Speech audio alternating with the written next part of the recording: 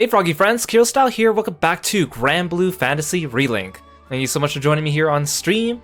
SkyLeap, congratulations on being first today. Kieran, welcome in. CB, it's good to see you. Blue Moss, thank you for coming by.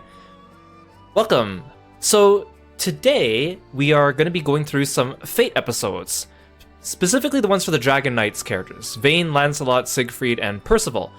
And if you're watching this on YouTube, the order of this video is going to be out of order compared to all my other Kiro Plays Granblue Fantasy Relink VODs, and I'm going to explain why.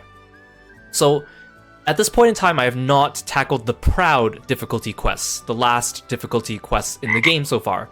So, at this point, I'm going to be doing those on stream tomorrow with Onerio, but I want to be as strong as I can. Now, Vayne is definitely strong enough to tackle the Proud difficulty quest, you can see because his power level's here, but I could be stronger if I did his Fate episodes. So I'm doing these Fate episodes before I do the Proud difficulty quests. However, on the YouTube side of things, I want to have all the Fate episode VODs after I finish Proud difficulty, and the reason for that is because the Fate episodes are kind of boring. Each character's Fate episode is like 40-ish minutes long. It's just reading, and there's a couple battles. Some people told me they're not really that interesting. They're more for like if you're new to Granblue and you don't know the characters and you want to kind of see what they're about. That's the point of the Fate episodes. So I want to have all the Fate episodes like at the end of the Let's Play series, but I need to do this one before I conquer Proud difficulty just for the stats. So that explains why that is the case. And each video, I plan to have 4 Fate episodes in one video, just for the sake of time, and I think that's manageable for a streaming perspective. And what better group to pick than just go with the Dragon Knights? There's 4 of them, so it's perfect. And SkyLeap, thank you so much for the raid, I really appreciate it. Hope you were doing well today. What are you playing? Thank you so much for coming by and sharing your audience with me, and I hope you've been having a good time. You guys, please check out SkyLeap when you get a chance. Our friend SkyLeap. Alright, let's keep going. Let's go. So I have here the 4 Dragon Knights, and I'm just going to quickly kind of go over them for people that might be joining us who are new. Lancelot, Siegfried, and Percival, I only really unlocked them so that we could have a Dragon Knights party when I was playing with Euro last week. I haven't really put much into leveling them. At the time they joined me, they were level 45. I've leveled up to 100 for all of them just by spamming the Slimepede quest. I haven't really done too much on their masteries. Each of them is about 50% of the way through all their masteries, which is sufficient enough just for regular content, like Fate episodes. So I'm not really using them for high-level stuff yet, or at least I don't plan to. You were singing today, SkyLeap. That sounds fun. Hope you had a good time. So here's Vayne, of course, our boy. Let's look at his color schemes. This one's the one that we keep calling the Kiro color that I use when I play with Onerio. We have some other ones. This one's actually pretty nice. Everyone has a black one and a white one, and then this one's also pretty nice. This one's pretty close to this one, actually. His hair color's different, though. Is this one supposed to be like a Percival one? That might be the case, actually. This one is definitely supposed to be Arthur, the Granblue character Arthur. And then, oh, this one says like Dragon Knight's singing one for like the CD cover. And then we have Lancelot. He has a red one. He has like an earthy color one, green one, black and white. There's like a red one, red and white.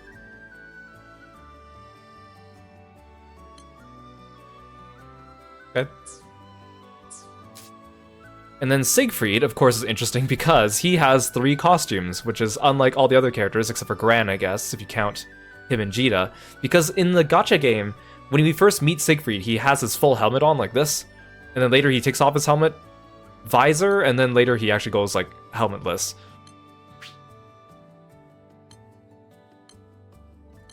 We have some different colors here.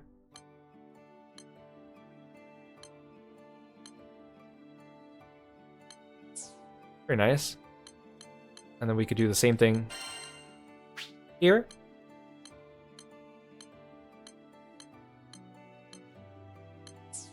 I think he looks weird with just the visor up. I don't think this helmet is conducive to looking handsome with just your visor removed.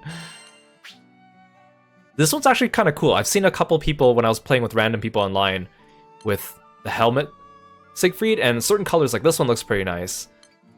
Or if you go like all black or all white, all gold. This one's actually really nice too, like white with a yellow trim. But of course you lose the charm of his face, right? Then we have Percival.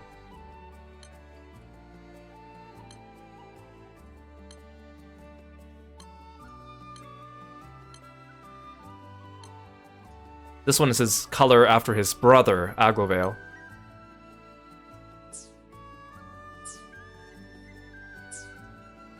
Hey, Incognito, welcome to the stream. Thanks for stopping by. Okay, so today we're doing Fate episodes. Yes, can I help you? Hey Ash, welcome to the stream. Thanks for stopping by. I'm doing great. I've been farming a lot of Granblue Relink today, getting ready for tomorrow's Proud stream with Onario. So I haven't unlocked all the characters yet, and that's on purpose because I want to make farming Terminus weapons easier for myself. But I have the main crew, I have the Dragon Knights, and then I have Gandagoza and Cagliostro. So we'll start with we'll do them in order. So we'll do Lancelot, Vayne, Percival, Siegfried. So Lancelot, a young knight who leads the kingdom of Fiendrak's Order of the White Dragons. He travels the skies in search of knowledge that will provide the foundation for his country's future. So the way the Fate episodes work is that they're actually multi-episode ones, and you unlock all of them by getting the character at level 60. So if you unlocked Maniac difficulty in the game, they already come at level 60, so that's fine. So you can see that there's like a prologue, there's 9 episodes, and then there's an epilogue. Again, mostly just talking and reading, but there are some fights. If you're having difficulty with them because you haven't leveled the characters, you can switch the difficulty down to story difficulty, you get stat bonuses, and you get extra sigil slots. So the sigil slots are pretty important there. And of course, Lancelot is Euro's favorite character, so I also have a fondness for him. And of course, I really like Vayne, and Vayne pairs really well with Lancelot. Okay, let's see what their Fate episodes are like. The Twin Bang Prodigy. Ah, the wind. Riding aboard the Grand Cypher, soaring across yet another cloud bank, I felt a pang of envy. The wind goes where it pleases, and it arrives when it may, a quality I have long sought to adapt to my fighting style. Here I stood in comparison, shackled to my duties as captain of a knightly order. Oft have I imagined the brighter futures I might have discovered, if only I were faster, more like the gale. Had I risen like a storm front, I could have prevented wars.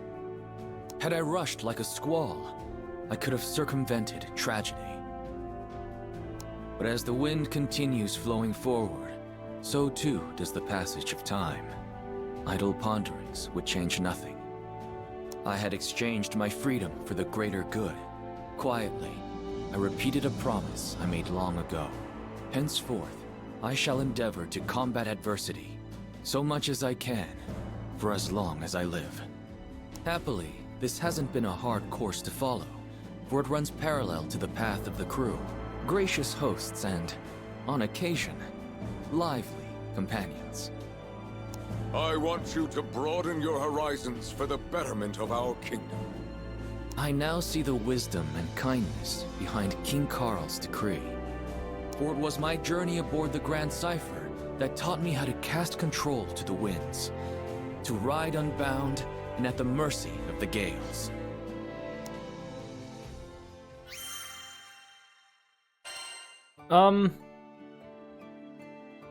Okay, interesting. That was not what I expected. We'll read episode 1 and then I'll talk about what I was actually expecting based on my experience from the gacha game. Hey, Zysky, welcome to the stream. And Aru, thank you so much for stopping by. It's good to see you.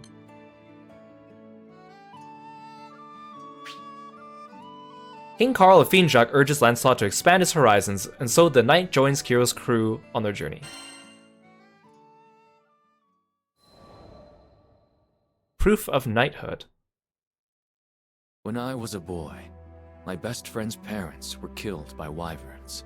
After witnessing the depth of his grief, I decided I would become a knight. I would protect the kingdom from monsters and the tragedies they wrought.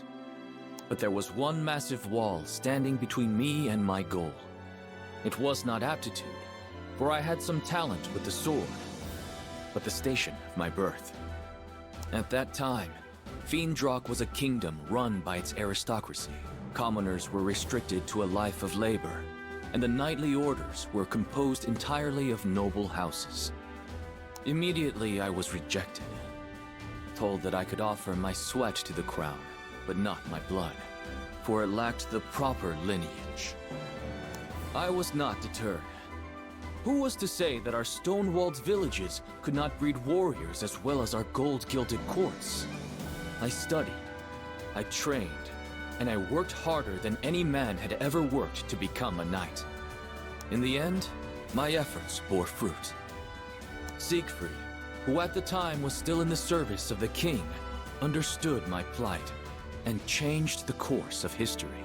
He allowed me into the order of Black Dragon Knights. But uneasy rests the commoner with new acquired titles. The nobility would only be too eager to dismiss me over the slightest misstep and prevent the chivalrous orders from being contaminated by peasant filth. I could not fail. The weight of my people and the future of the kingdom spurred me. I had to become the perfect knight. My ascension was not easy. If given a choice, I might have chosen a different path. But when I had at last emerged from the crucible of trial and tragedy, I was a changed man. I was the captain of the White Dragon Knights.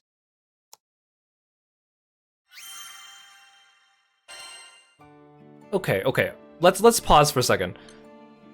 So, in the gacha game, Granblue Fantasy, they have something called Fate Episodes. And Fate Episodes are basically, every time they release a new character, they have like a series of short stories that character has, that so when you get them, you can read about what they're about, what their backstory is. And there's like one Fate episode for when you first get the character. There's one Fate episode for when they learn a new skill, which is usually like around level 45. It depends on what rarity the character is, but for SSRs it's around there. Then, usually, months or years later, the character will get a full limit break, which would make it so that usually the character level cap is 80. And then a few years later, they'll make it so that the character can go up to level 100 and make a new Fate episode at level 80 and a new one at level 100. So basically, it tells the character's story and helps you get to know the character outside of seasonal events or time-limited events. The nice thing is, when a character is in the gacha pool, you can actually preview the Fate episode. Even if you don't have the character, let's say you're on the fence about whether to roll about them, right? Whether you want to spend your crystals to get them, you can preview the Fate episode. And the Fate episode preview is usually like a chunk of the first Fate episode that just gives you a little bit of a tease about what the character's like, so you can kind of decide, okay, do I actually want this character or not? Find out more by getting them, right? If a character comes out with a new version, so let's say like Lancelot here, his original version is water element. Later they came out with a wind version of Lancelot, and later they came out with a better water version of him called Grand Lancelot. Each version has its own Fate episodes. And most of the time you don't need knowledge of the other Fate episodes to play it. So if I get Wind Lancelot before I get Water Lancelot, the Fate episode gives us context so that we can still understand his story even though we don't have his other one. The Fate episodes are visual novel style things. So it's like the characters on the screen, they're talking. There's like a little bit of narration, but not too much. Most of the narration is just like, they went to the next town, or the Grand Cypher took off, and they went to the next island, and then it would just be talking. And it'd be, you know, the character in question plus NPCs and Lyria and Vern and other characters that might be involved. Visual novel style. I was kind of expecting something like that here. I was expecting like a little short story with the character in Zega Grande. Like, I don't know, maybe like this story is about Lancelot going to the market and buying apples. Like, and then he comes across some bandits or something like that. I wasn't expecting literal just paragraph first-person monologues that explain their backstory. No wonder a lot of my friends told me they skipped the Fate episodes or thought they were boring, because if this is all they are, I could definitely see why someone would skip that. I mean, I'm gonna do it for completion's sake here on stream, but I was expecting a little bit more of like a visual novel story type of thing. Or like something like we had in Granblue Versus, where it's like, you know, the characters are on the screen and they're talking to each other and doing their animations, because they have models, right? And they took the time to voice record all these things, so clearly that wasn't the issue, so very weird way to go about it. If it was just gonna be a monologue about the character talking to themselves, I don't think you need like 11 episodes of this. No wonder each one's like 40 minutes long.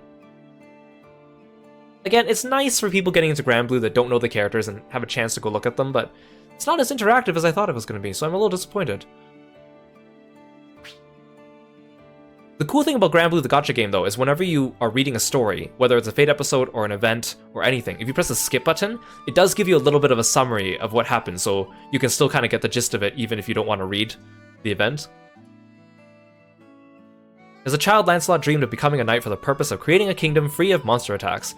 At the time, the aristocracy reigned supreme, meaning commoners like Lancelot were barred from knighthood. Despite this, Lancelot studied and trained hard enough to become one. Not content to stop there, he eventually becomes captain of the White Dragons. I mean, at least they have different pictures for each one, I guess. My Homeland mentor, Crisis. Siegfried, was captain of the Black Dragon Knights. He once saved the kingdom by killing the dreaded dragon, Fafnir, and vouched for me when no other would. So when my friend and counselor was convicted of regicide, I felt betrayed. Siegfried's downfall thrust upon me the leadership of the newly dubbed White Dragon Knights, and I swore to bend all my power toward bringing him to justice. I still find it so funny that, like, okay, they disbanded the Black Dragon Knights because apparently Siegfried betrayed everyone, but then they're like, okay, let's just make a new organization called the White Dragon Knights with pretty much the same people. Because that's not problematic. In hindsight, this anger was misplaced, foolish. There was no reason for Siegfried to assassinate the king. I should have deduced Royal Consul Isabella's hidden coup, long before turning on a man whom I knew to be steadfast and honorable. Oh, usually when they write Fate episodes in Granblue that reference other events or Fate episodes, they try, if there's any spoilers, they try to obscure them. So instead of just saying like, Isabella had a coup, they just be like, there was an uprising without mentioning it, so that if you go back and play the event, you can still kind of be surprised. But I'm surprised they just call her out here. I mean, it's not really much of a secret at this point, but still.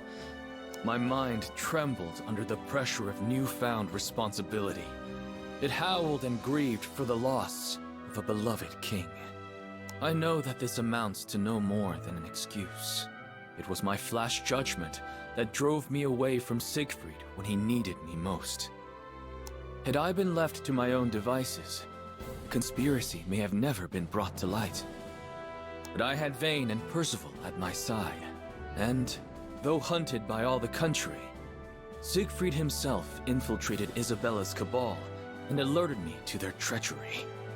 Actually, that's not completely true, because they didn't meet Percival during this event. Percival appears during the next Dragon Knights event.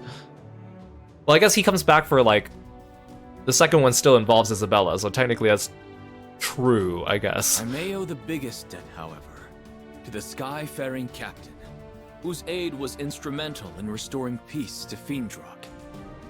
After the dust had settled, His Majesty King Karl decreed that I explore other countries, so I could gain experience befitting my new station. Thus, I became another crewmate aboard the Grand Cypher. Since then, I have visited various lands. I have seen myriad peoples and their responses to numerous threats. I have learned many things and gained many new teachers, and as they have given freely to me, someday I hope to give back to them. But there are yet countless leagues to travel, so on I sail across the skies, seeking the strength and wisdom necessary for a true leader. I mean, at least I don't have to read out loud, so it's not going to be taxing my voice. But at the same time, I feel like I'm not really doing anything here. Crisis looms over Fiendrak. Lancelot mistakenly judges his former mentor Siegfried to be the traitor behind a conspiracy. With Vayne and the crew's help, they uncover the true mastermind and save the kingdom. Afterward, the king commands Lancelot to join Kiro's crew and gain valuable experience traveling the skies. Butler's Request. Zega Grande Skydom. Oh, so this is new. So this is like... So that was all like backstory, and then here is like, okay, here's what he's doing now. Okay. Maybe this will be more interesting. How much time had passed since our arrival here? With our battles against the Church of Avia and the pacification of many primals, it certainly felt like a lifetime. But now that things were a little quieter, we were content to return to our usual bread and butter, satisfying requests from locals. Fetch quests. Though the crew was accustomed to quests of all sorts, one day, there came a demand that left us puzzled. Sorry for the confusion, folks. This request isn't for the whole crew. It's an escort mission for Lancelot, specifically. Okay, so they actually have the NPCs still voiced by different people, so that's kind of nice. Me? But why? There were few in this Skydom who had even heard of my name. Curious, I asked about Hans, the man who had posted the quest. Oh, you don't know him? Seems like he was real familiar with you. Anyways, he's a butler for the Lord of Grassguard. I hesitated. There was nothing I could do that another crewmate couldn't accomplish just as well. Acknowledging a specific request for me felt discourteous in a way. You're not at your fancy-ass court anymore, okay? On our ship, you don't have to worry about rubbing anyone's ego the wrong way. If you're interested in the job, just take it. Though he may not have been tactful, Eugen was, as ever, a fount of wisdom. Very well then. I shall hear what this Hans has to say. It is a pleasure to meet you. I am Hans, butler to his lordship. The next day, an elderly man ambled onto the Grand Cipher, leaning heavily on his cane. But looking into his eyes, I sensed deep wisdom and a sharp mind.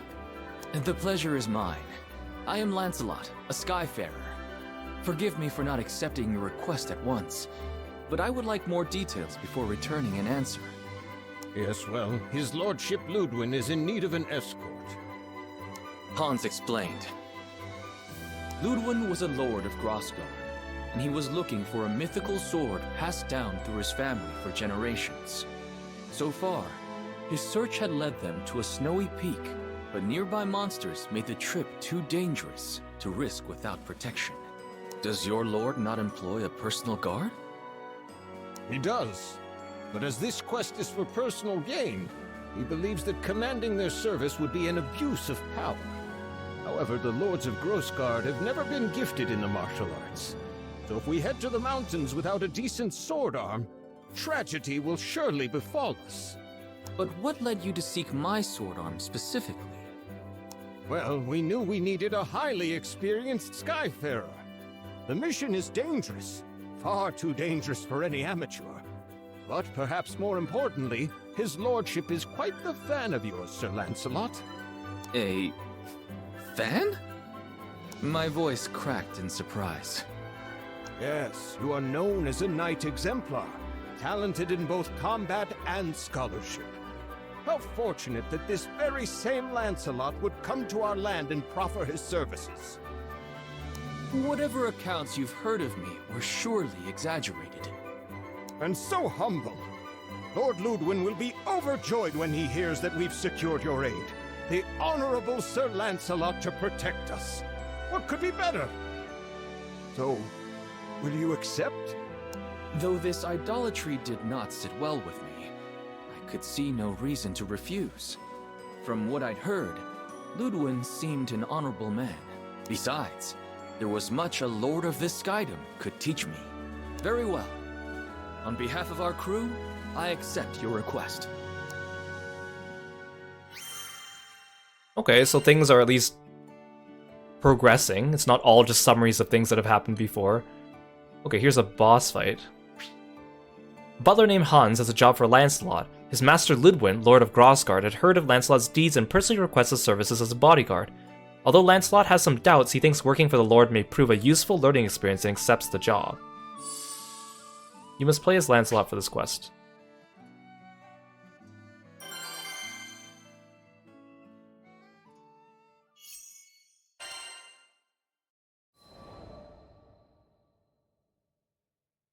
I don't even get like an actual cutscene going into it. Ludwin were waiting for me at the foot of Mount Nagelith.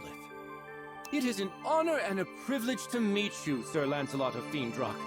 Hans has probably already told you who I am, but allow me to formally introduce myself.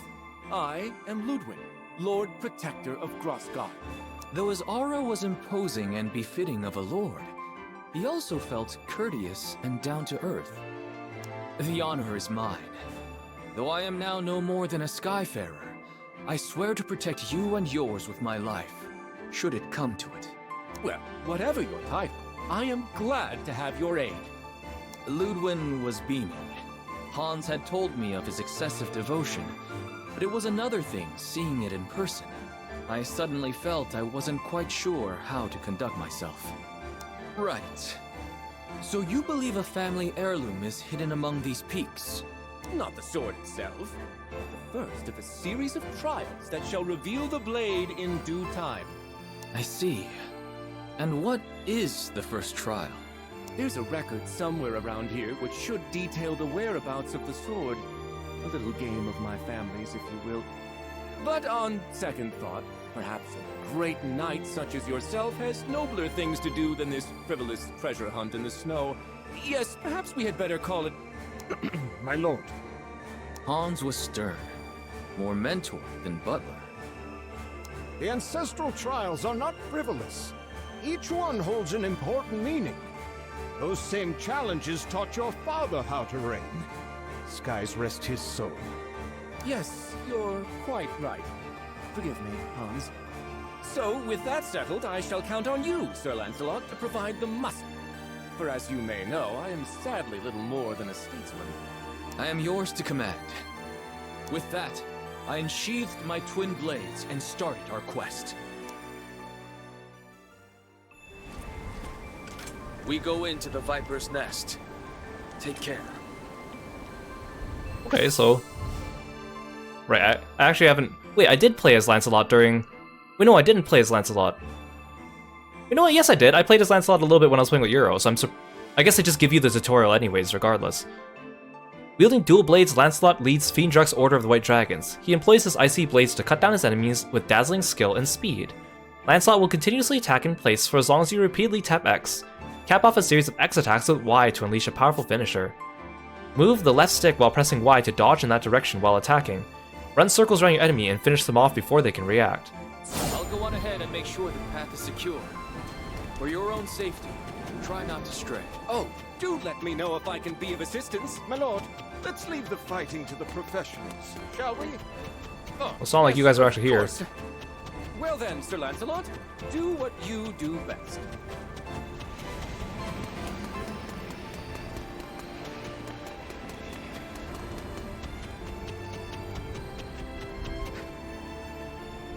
The bridge is down! Now what will we do? Let's search for another path. This mountain is vast. I doubt this is the only trail. That looks like a way forward. The footing seems a bit treacherous. Please watch your step. It's kind of a shame that, like, I don't know, that Vayne didn't seem to participate in this quest or anything. Like, other playable characters, just for fun.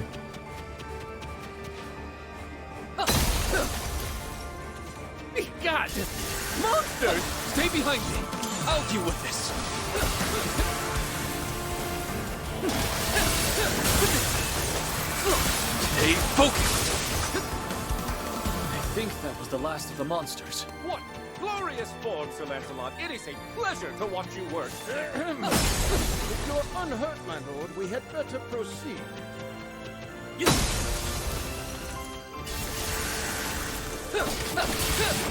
Away with Oh no! Give it.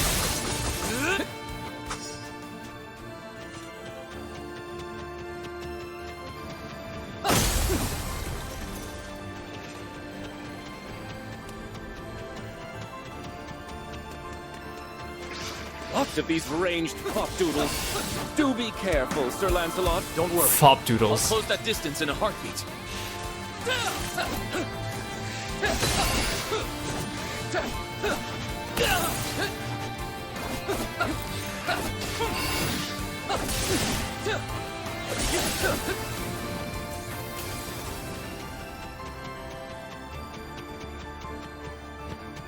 Is this a dead end? No. Look! A chest! Wait, this monster. Get behind me! A giant eyeball! I think I've read about this monster! Nazarbanju! Correct. Our crew has faced it once before. Ah, such daring do, brave Lancelot! Wide open! Stay vigilant! Terrifying beast! A single glance and I feel frozen solid! We'll see which is colder. Its gaze or my frost. Honor is mine! Mirror image is so handy. It's like you avoid damage from a couple hits until it is consumed. The nice thing about all these like buffs and stuff are they come from the mobile game, so people familiar with the mobile game already kind of know about some of this.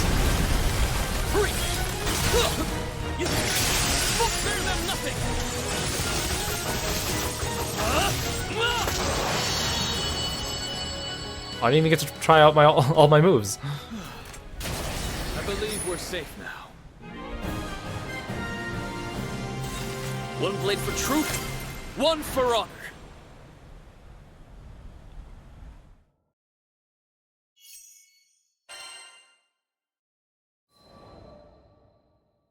Ludwig and Hans. Impressive! The Twin Fang prodigy does not disappoint. Thank you, my lord. I hadn't done much during our climb, so the praise caught me unawares. Shall we check this chest? It could contain the record you seek. Yes? Let's see what she's holding. The young lord opened the box. A rather dry affair, as we already knew what to expect. And here it is! In his hands, he held a flaking tome, its pages warped and yellowed by age. This takes me back. Once upon a winter, I sought out that very book with Ludwig's father. And now it's been passed to me. But this... As Ludwig flitted through the pages, his face twisted into expressions of greater and greater perplexity. I can't read this at all! Is this some sort of code? I suppressed the urge to take a glance myself. My duty was to protect, not translate. In the end, it was Hans who broke the silence. If it pleases his lordship, shall I offer a hint? Turn the book upside down. You're reading it upside down, my dude. Ludwig shook his head. No, this is a trial that I must conquer myself. And on that note, I believe you are dismissed, Sir Lancelot. I thank you for your services today, and payment will be made forthwith. Wait, are the rest of Lancelot's Fate episodes all just about these two and this code treasure hunt that they're going on? Understood. If ever you need my help again, do not hesitate to call. Thus, my private escort mission ended without much fanfare. And yet, I had a feeling that our paths would cross once again. Oh yeah, it definitely At is. least, I hoped that they would. There was something about Ludwig. His earnestness, perhaps, and his love for his comrades that resonated with me.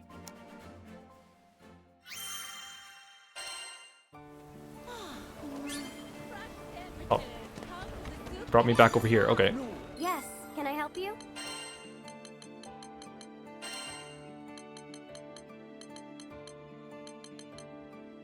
Yep.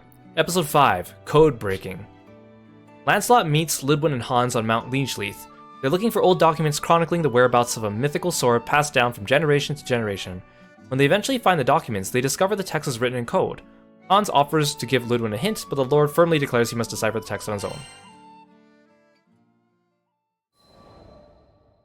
Code breaking. My premonition proved correct. His lordship finds himself in need of your assistance once more. Hans's voice was almost apologetic. What troubles him? You remember the record we found on our previous trek, don't you? I nodded. The Lord of Grossgard was searching for a family heirloom, and this record detailed its whereabouts. Hey Mavox, welcome to the stream. Thanks for stopping by today. However, the directions were written in code, which Ludwin had yet to decipher. He told me, and I quote, "Hans, don't you dare bother the charming and brave Lancelot over a mere trifle. But he hasn't made any headway on his own, and I've no doubt he's secretly yearning for your aid." I looked at the butler with some confusion. Hans, I recall you saying you'd already completed the trial with Ludwin's father. Indeed. Then your assistance would be far more valuable than mine. Come now, it is a butler's duty to serve his liege's best interests, and Lord Ludwin's shall be best served with my silence. I suppose Ludwin would never grow if Hans simply led him to the answers. Better that we pieced out the puzzle together. Very well. I accept your request. Hans is just pulling the strings because he knows Ludwin is a Lancelot fanboy, so he's trying to get them to hang out I together. thank you, on behalf of his lordship. Now I was beginning to grasp at the deeper meaning behind these tests. Well, that's the end of that episode. Okay. At least some of them are short. Episode 6, The Twin Fang Problem Solver. Before long, Hans appears before Lancelot with another request. Ludwin is having no luck deciphering the code. Hans already knows the answer, having solved it with the previous lord, but he reasons Ludwin should figure it out for himself. However, that doesn't mean Lancelot can't help Ludwin. Loopholes. The Twin Fang Problem Solver. Hans took me to Grossgard. As an artist's soul is mirrored in their brushstrokes, so too is a lord's character reflected in the state of their dominion. Everywhere, you could see Ludwin's gentle touch. From the full fields, to the content faces of the farmers, to the laughter of children and adults alike that filled the air. What do you think of our humble land? I tore my eyes away from the bright orchards and turned to Hans. It's beautiful. It may not be large or bustling, but I've never been to such a peaceful dukedom. I'm sure his lordship will be pleased to hear that assessment. Suddenly, I found myself curious. Earlier, you said that the ancestral trials would teach Ludwin how to rule. But judging from what I've seen here, he is already a capable lord. What more would you like him to learn? Hans smiled tenderly, as a grandfather might when speaking of a beloved grandchild. I should have known an avid scholar like yourself would read between the lines. Make no mistake, Ludwin is not a perfect leader yet, but it is not my place to discuss his flaws. Then tell me this. Are his flaws related to his family's inability to fight? Let us call it a starting thread, but the full tapestry is so much more. I decided not to pry. I already had the information I needed to guide Ludwin through his trial. Sir Lancelot? I don't remember sending for you. Of course, the Lord was surprised to see me. Although friendly, I was a rogue element in a world where this man had control of nearly everything. I have come at the request of Hans. He would like me to assist you in deciphering the tome. I see. Hans does have a knack for meddling in his lord's affairs, but I welcome you all the same because, to tell the truth, I'm getting absolutely nowhere. I smiled, despite myself. It was nice to meet a noble who wasn't spilling over with pride.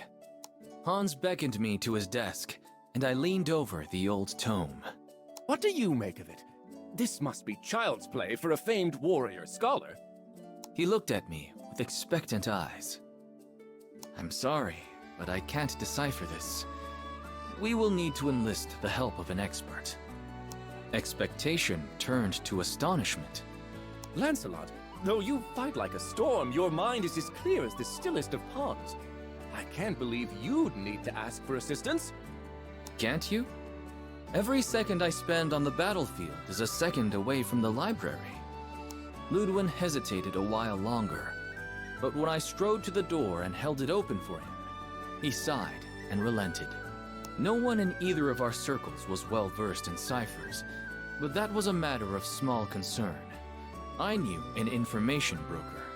Zothba put me in touch with a language scholar who delivered a key to us within a fortnight.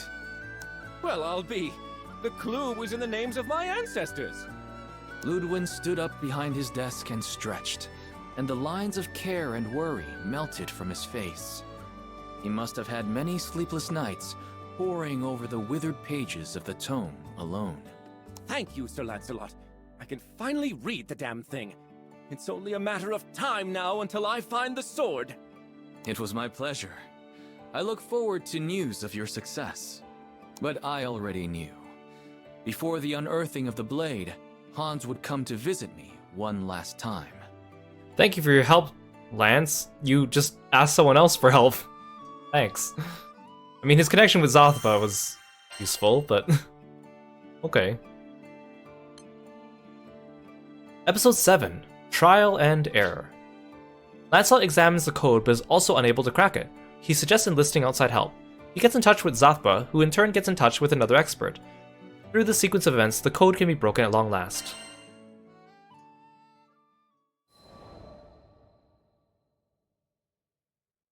Trial and Error. I was half right. It was not Hans, but Ludwin himself who showed up at our doorstep. I deciphered the record, and I know where the sword is buried. He was so excited he completely forwent pleasantries. I know I should go alone, with Hans of course, but the tome says we must fly to Skyworm Valley, which is riddled with monsters. It's a terrible place for a lord to be made into dragon kibble. I knew what he wanted me to say. Very well. Please, allow me to accompany you. Really? Wonderful! I mean, only if you wish. This must have been the flaw Hans was alluding to. Ludwin was afraid of his own power.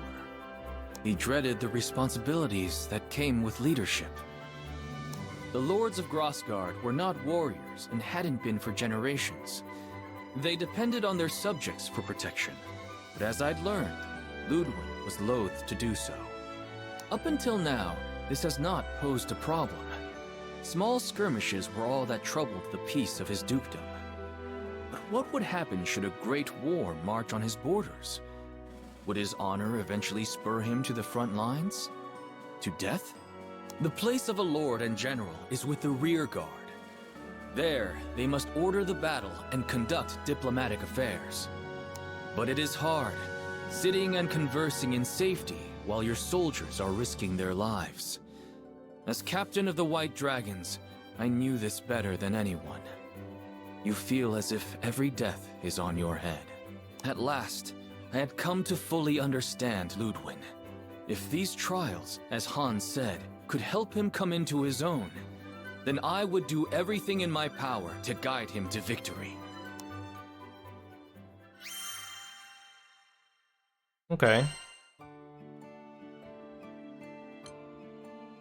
Episode 8, Learning Together. Ludwin tells Lancelot he has figured out where the sword is, the monster-ridden Skyworm Valley. In other words, Ludwin hopes Lancelot will escort him through the valley. The knight gladly accepts this duty, believing he can help shape Ludwin's development as a leader.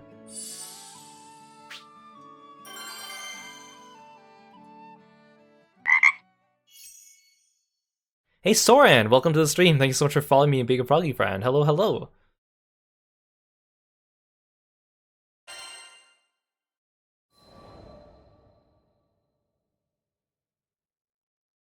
The day Learning arrived. together. Ludwin, Hans, myself, and a few more compatriots met outside of Skyworm Valley. Oh, okay, so they do rope in other characters for some of these Fate episodes. That's nice. A little late, but... Lancelot, thank you for coming, but I wasn't aware there would be others with you. Who are these people? He looked with wide eyes at the rest of the crew, whom he had never met before. I have heard terrible monsters lurk in these parts. Alone, I would not have been able to guarantee your safety. These are my crewmates, each one a warrior of great strength and honor. Not that I don't appreciate their presence, but Sir Lancelot, surely a knight of your caliber could cut through these beasts with both hands tied behind your back. Also, I like how there's an option to hide the text. You can come back and take screenshots, I guess, of these if you want. Chance, my lord, is as unpredictable as the weather. A wise skyfarer prays for a gentle current, but prepares for a vicious storm. Ludwin nodded thoughtfully. Very well. Best I leave the knighting to the knights. Well, sweet, I actually get The them. white dragon unfurls its wings. Come. Are you ready to begin the trial? It's now or never. Let go. Hey, look! The welcome squad! The attacks aren't working. Is this part of the trial? Wait, I remember. The record said a single link does not a chain make. So, fighting one at a time won't work? Let's hit it all at once! Very well. On Lancelot's mark. Follow close! Well, okay.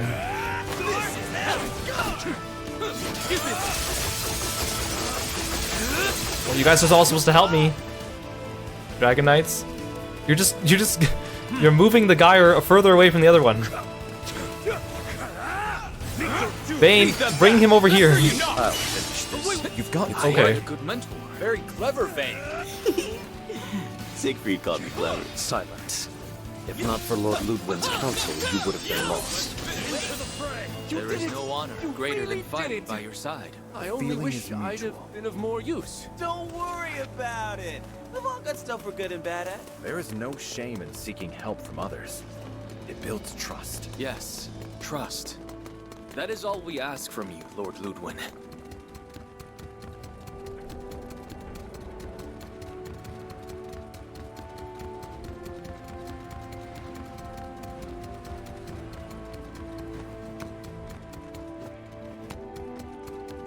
Looks like we've reached the second trial. There are so many spirits around. We best fight in formation. This may be similar to the previous trial. Not very well. Leave the vanguard to me. We're gonna be so in sync. Ooh, wait. Vane, why are you using ramparts? 4 legendary knights in battle at once? Set peepers to behold! We're old brothers in arms. On me! These blind attacks aren't working. We need to coordinate. Hey Ethan, welcome to the stream. Thanks for calling Kirby. Assault formation! Out of my sight! Star! Red! Brave awaits! Push through! On me! For the scout! You fool! Right into our trap. Aw, I appreciate Give that! yourself more credit. Come on, someone come link with me.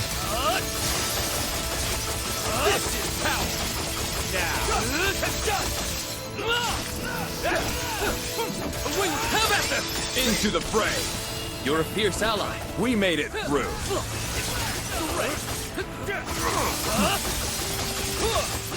On me! Understood! There's always more trouble ahead. Of course. Out of my sight! These blind attacks aren't working. We need to coordinate. Does it for the second trial. Yeah, Too easy. couldn't have gone Lancelot? better. Not at all. We've only made smooth progress thanks to the team. We fought alongside each other for years. This was nothing.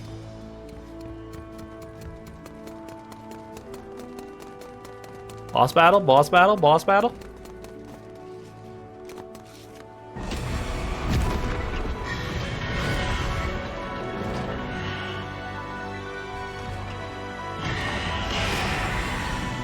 What is that thing? It's huge! Sheriff. It is a dead soul, given form by evil spirits. You're dead? No, I never signed up to fight some dead! Retreat! Everyone! Remain calm. We can handle this. Can't know that for sure! Stars above, if anything were to happen to you because of my weakness! My Lord Ludwig, I ask that you listen to Lancelot. Place your trust in us. My noble guy! We're Home Dream Team! A kick-butt quartet! We got this! This is power! Get out of the blight, please. Very well. Quicken fear! Lancelot believes in this team, and so shall I. Let's win this thing! mercy! Seize your bark! Low and wool!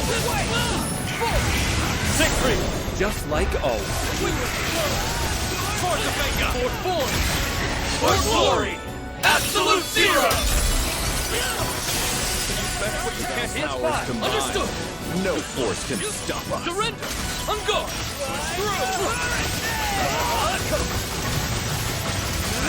Into the fray! Let's do this! Understood! I shall not Don't mistake Chop him up, Lancelot. Let's keep going. Oh darn it! I tried to glaciate him, but he already bloodlusted. Thanks, Vayne. Oh wait, I should get into Vayne's thing.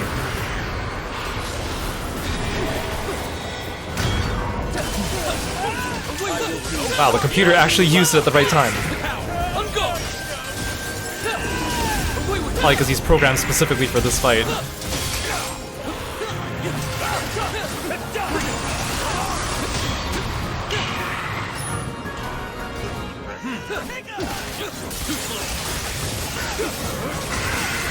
Follow close. Very well. You must remain vigilant. Very well.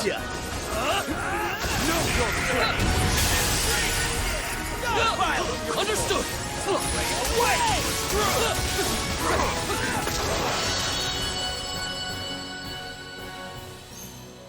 You took down all those monsters. That was mine. Well, the chest awaits you, my lord. Open it and claim your prize. Ah, yes, of course. After this, it's back to trading. It is kind of weird to see a Granblue game with only 4-digit damage numbers. I'm so used to the big ones. Olga Vayne's face. Learning together. After numerous trials, we arrived at last in front of a lone treasure chest. If it hadn't been for your help, Sir Lancelot, I wouldn't have made it this far. I fear I won't ever be able to repay this debt. There is no debt between us.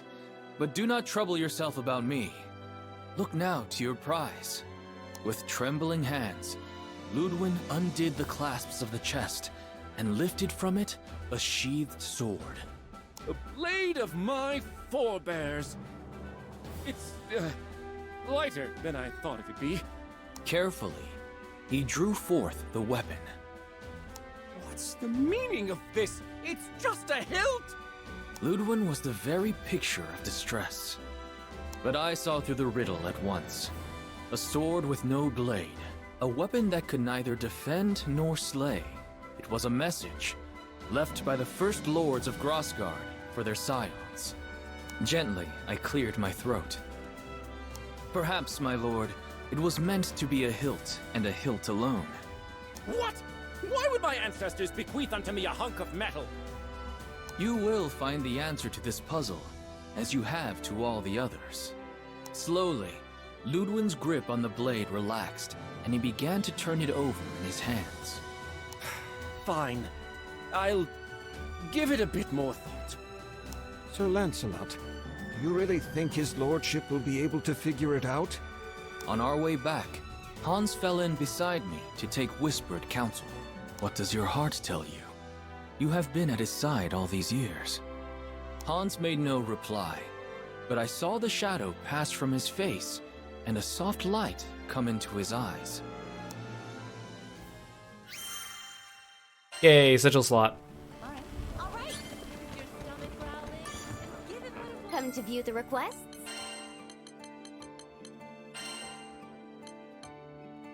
Episode 9, A Lord Protector's Duty. Ludwin's entourage overcomes many trials to reach the precious sword. With great anticipation, Ludwin picks up his reward only to find it's all hilt and no blade. The man is crestfallen, but Lancelot urges him to consider the true meaning behind the sword.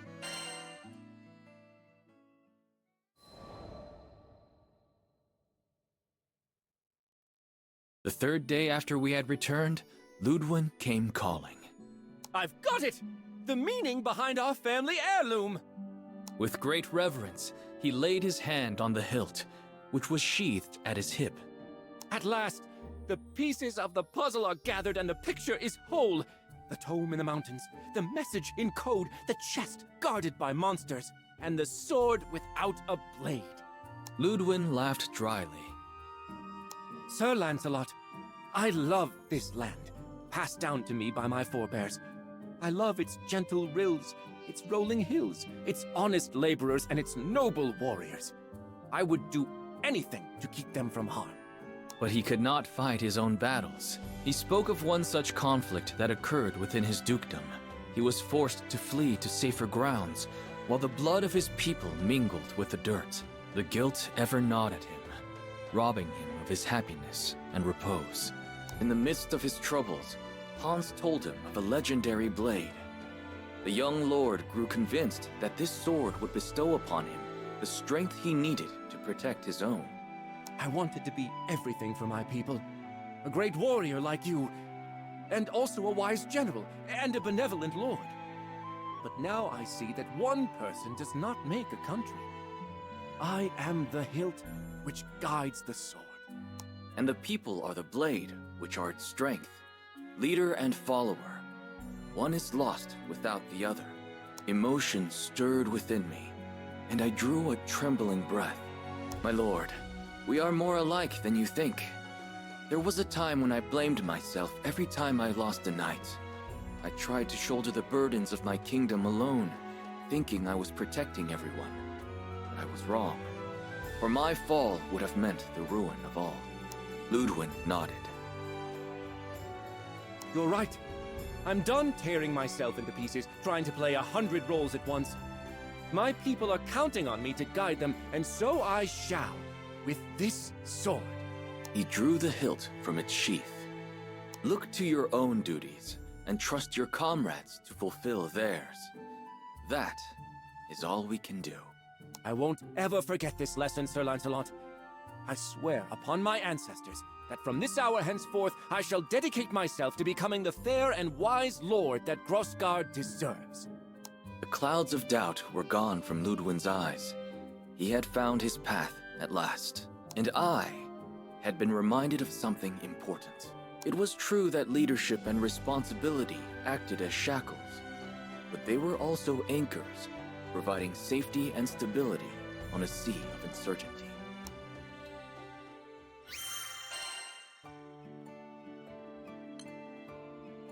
Epilogue: The Tale of Ludwin, Lord of Grossgard. Ludwin visits Lancelot a few days later, claiming that he has come to understand the meaning behind the sword passed down by his ancestors. One person does not make a country. I am the hilt which guides the sword. Ludwin gives Lancelot his heartfelt thanks. Tale of Ludwin, Lord of Grossgard. Months later, word reached me concerning a Lord Ludwin of Grossgard. It was said he had no great strength of arms, but his wit and will were edged sharper than steel. Under his rule, the people lived in peace, and their fields were ever gold. But the young lord never accepted praise for his deeds.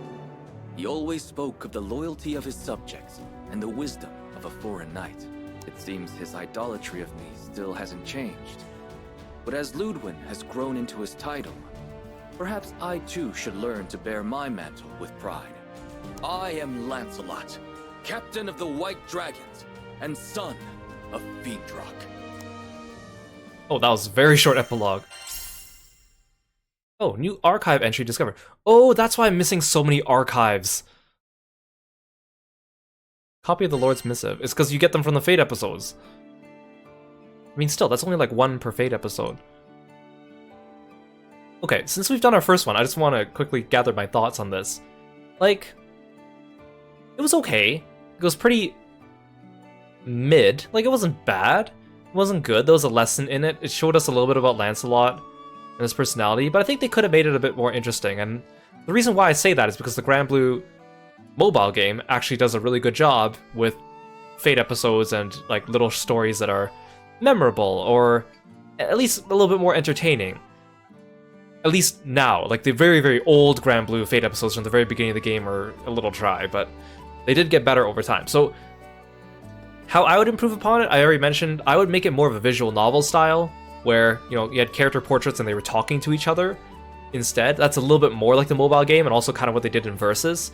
Less of it just being narration or like first-person monologuing, I think, would have been more interesting. The principal characters here were Lancelot and then the two NPCs, Ludwig and Hans.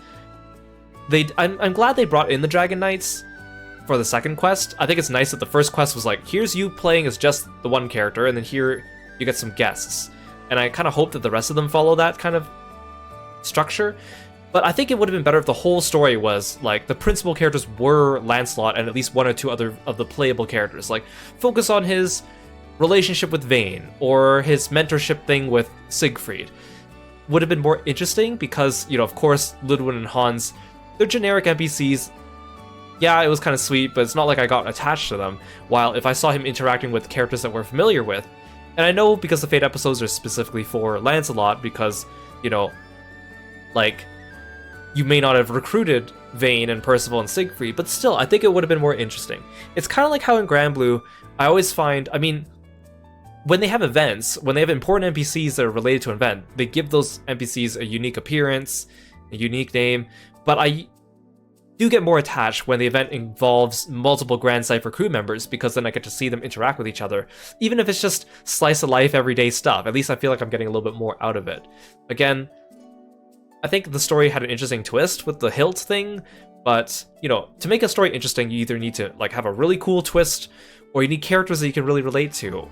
And also, I didn't really feel like I really learned that much about Lancelot. Yeah, he's a knight.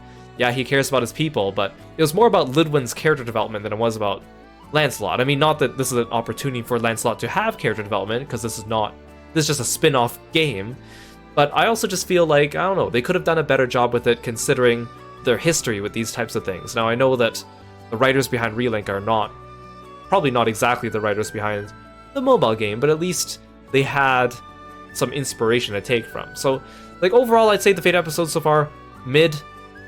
My expectations were they would be above average. I wasn't expecting them to be great. Maybe some of them are different than the others. Maybe Vayne's will be better. Who knows?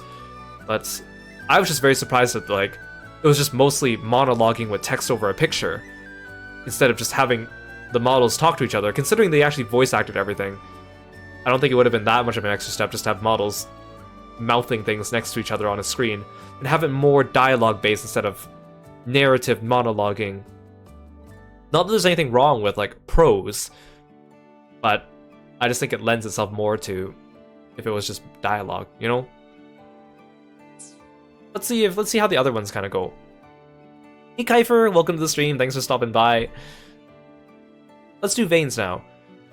The Vice Captain of Fiendrak's Order of the White Dragons. He is an ardent champion of justice who despises evil. He possesses a happy-go-lucky attitude, and his smile never wavers as he sets about his tasks. Actually, wait, before we do that, let's look at the archive entry that I just got. I think it just makes sense to check them as we go then.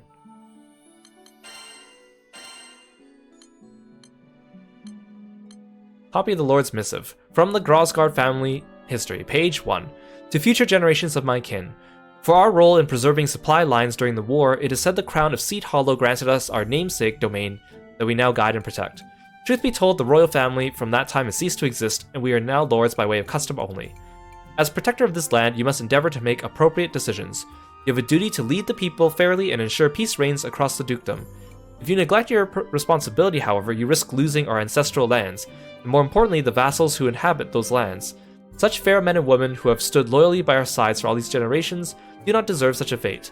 You must learn to make the correct decision, as a great many fates rest in your palms. As such, the location of our family sword is recorded here.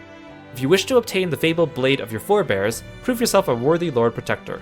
Erwin, 5th Lord of Grosgard. I know we also got a glossary entry for Hello there. Grosgards. Wait, that's not what I want. Okay, let's see what Vayne's has to offer us. Prologue, The Heroic Knight.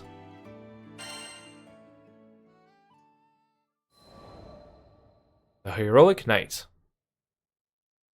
My dream is to become a hero. I know. Kind of stupid, right?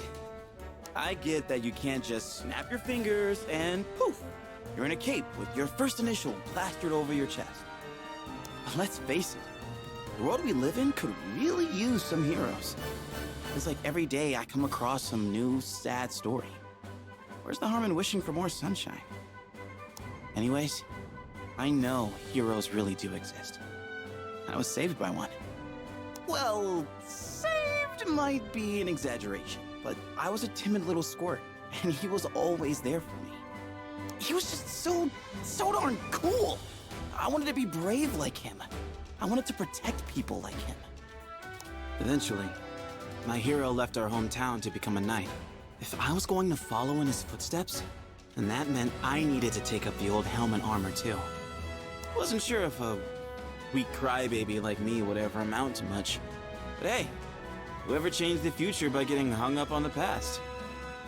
You probably already figured this out, but this hero I've been talking about?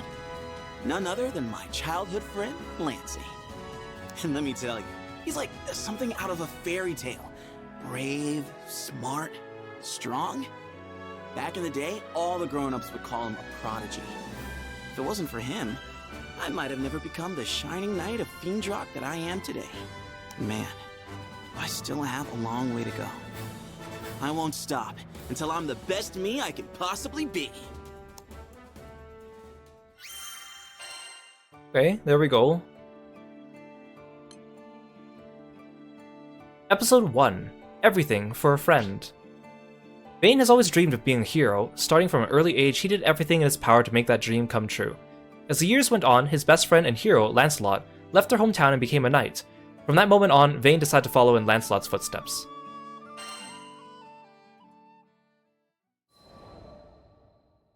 Everything for a Friend. Here's a story from way before I became vice captain of the White Dragons. One day, I was waiting for Lancey at a harbor in Fiendrock. An hours passed and he still didn't show.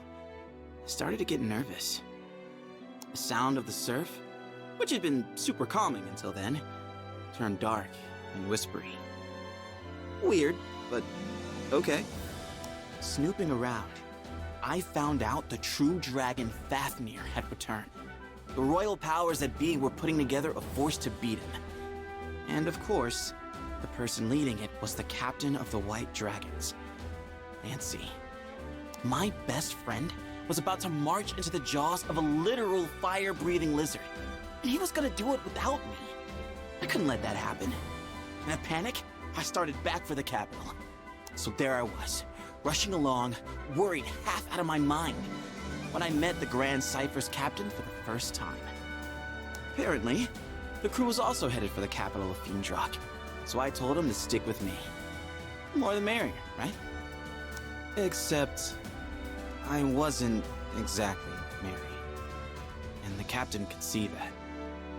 Unable to stand it any longer, I spilled my heart out. I talked about the divide between me and Lancey. About how all I ever wanted was to be there for him. On and off the battlefield. For every baby step forward I took, Lancey soared. I was weaker than him, ranked lower than him. I wasn't enough. And this whole Fafnir business had just driven everything home. Everyone had immediately gone to Lancey, asking him to lead the way, save the day. On the other hand, I didn't get so much as a backwards glance, so I was just some random foot soldier. But I didn't get to whine when my best friend was out there risking his life. I needed to stop feeling sorry for myself and put in the work so I could start feeling proud instead. Lancey's a born fighter and a genius. He's also human. The pressure on him is crushing. I had to get strong enough to support him. Hearing this, the captain asked if I wanted to join the crew. Of course, I would never quit the White Dragons, but maybe a temporary change in direction was what I needed. I'd run myself into a rut. New scenery, fresh perspective, all part of a healthy breakfast for a growing boy like me. So I took the offer, determined to go back to the White Dragons bigger and better than ever. But I digress. Back to the Fafnir. All you really need to know is, it spiraled way out of control. The fate of the kingdom hangs in the balance kind of stuff. Thanks to Lancey and the captain, Fiendrock managed to find its way back to normalcy. Me? I've been changed forever. Though we'd been fighting a dragon, I ended up learning a lot about people. Their strengths, weaknesses, what scared us, made us tick. Had some people pass out in my life and others come into it. My eyes were open to a lot of things. And not all of it pretty. But I'll take it. Because it's the sum of our experiences, the good and the bad, that make us who we are. Already, I feel like I know Lancelot's first 2 episodes were, again, just summaries of things that happened in the mobile game, but I think Vayne's is a lot better so far. I mean, Vayne's been around for a long time, but he started off as an SR character as opposed to the other Dragon Knights who first came out as SSR rarities. Like, the first Vayne was a free character you got from an event. But then, of course, he got elevated over time, eventually got his SSR after getting his second SR.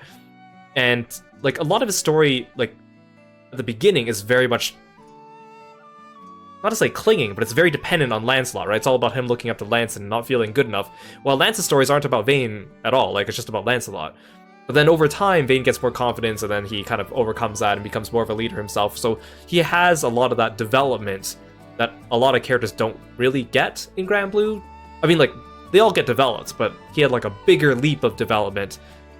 And some people were kind of angry sometimes, because sometimes they would go, even in more recent events, sometimes they kind of, like, started to go back to Vayne, depending on Lancelot a lot, when he's already kind of grown out of that, so there was a bit of contention there, but I think he has a lot more to work with as a character than, like, Lancelot and Siegfried and Percival. Yeah, because, like, this game was started development back in, like, 8 years ago.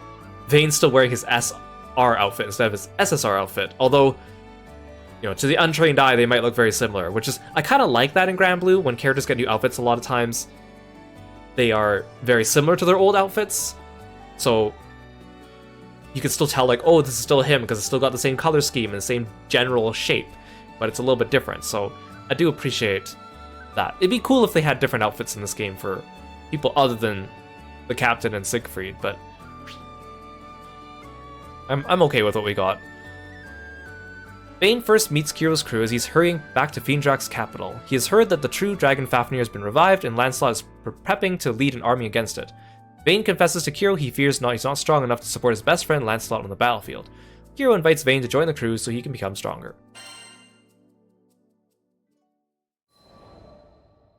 Like, all his pictures have Lancelot in them, and then Lancelot's only had a couple with Fast forward in time, and the crew. Bam! Your boy Vayne's vice captain of the White Dragons. Took big dreaming, a lot of hard work, and a hefty helping of best friend anxiety, but I got there. Now, don't get me wrong, rank, titles, all that stuff's just words, What kid doesn't like getting a gold star?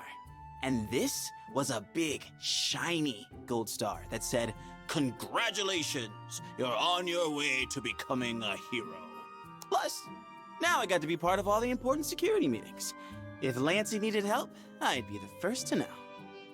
For once, I was feeling pretty confident in myself. Vice captains have it tough, but I was more than happy to do the work. It wasn't all smooth sailing, though.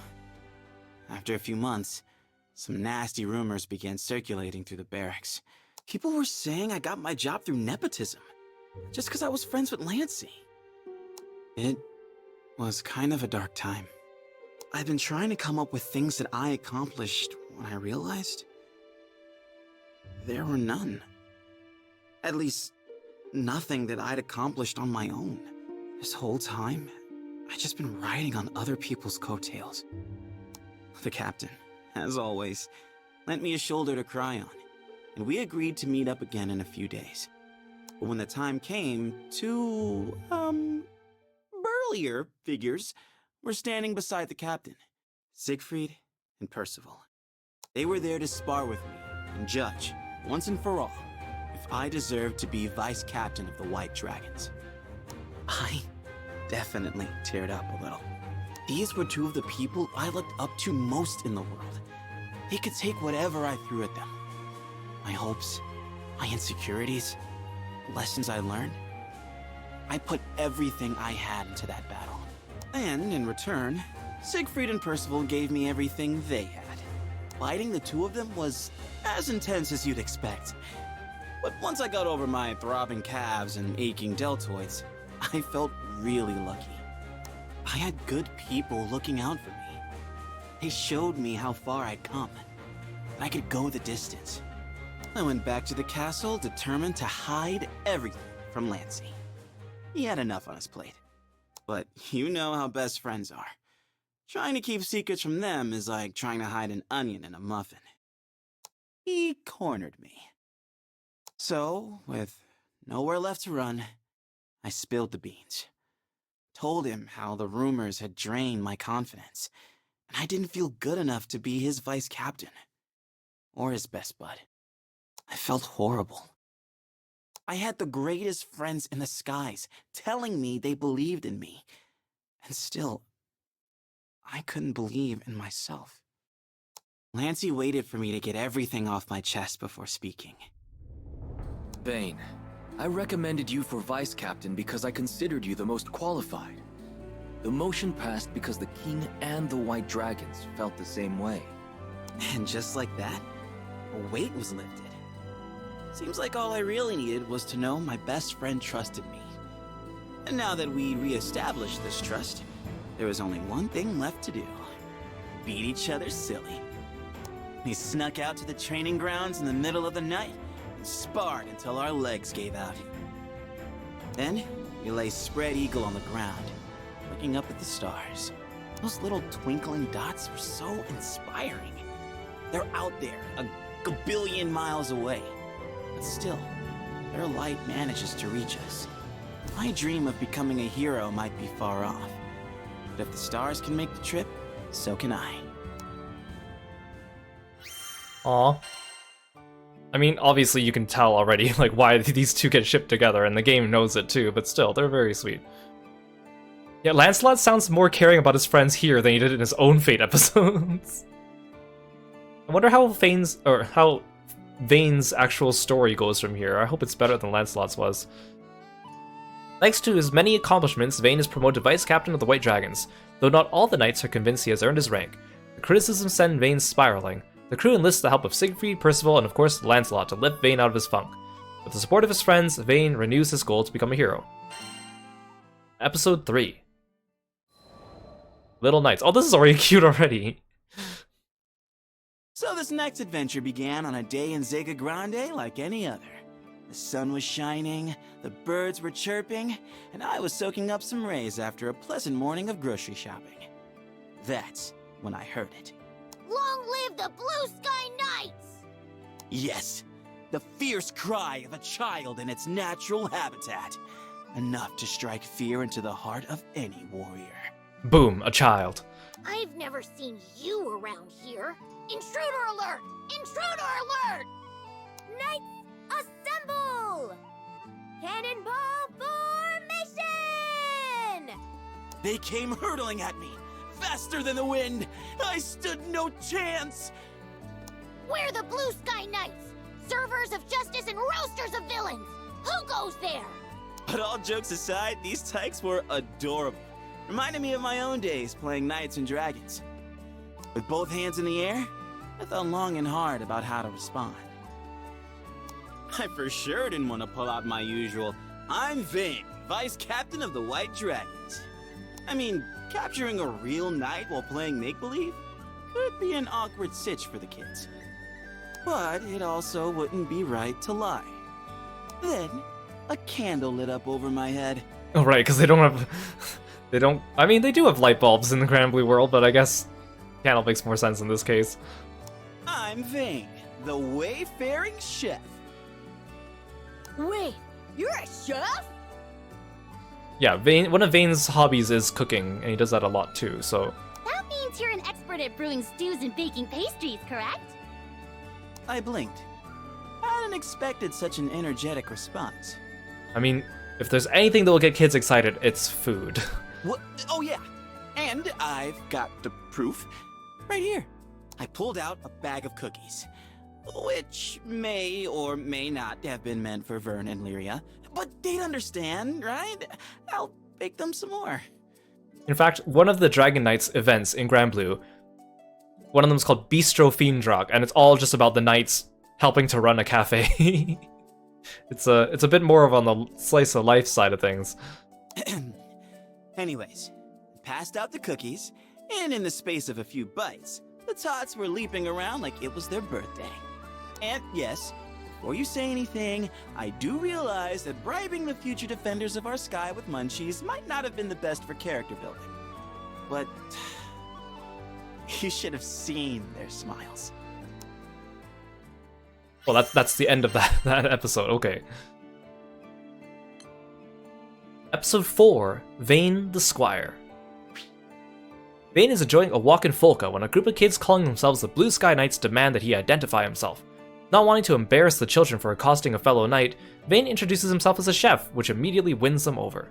See, again, like, I think this Fate episode's already going better than Lancelot's, because it's like, they're teaching the player about Vane. Like, oh, he's a chef. Oh, he has this, like, inferiority complex. Oh, he's best friends with Lancelot. Like, we're actually learning stuff about him.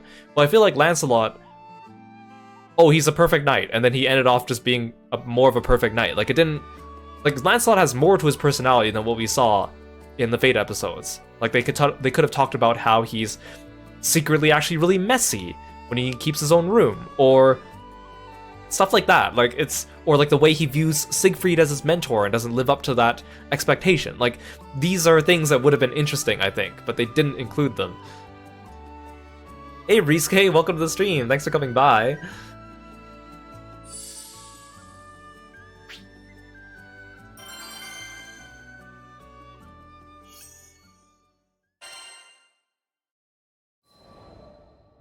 Vane the Squire.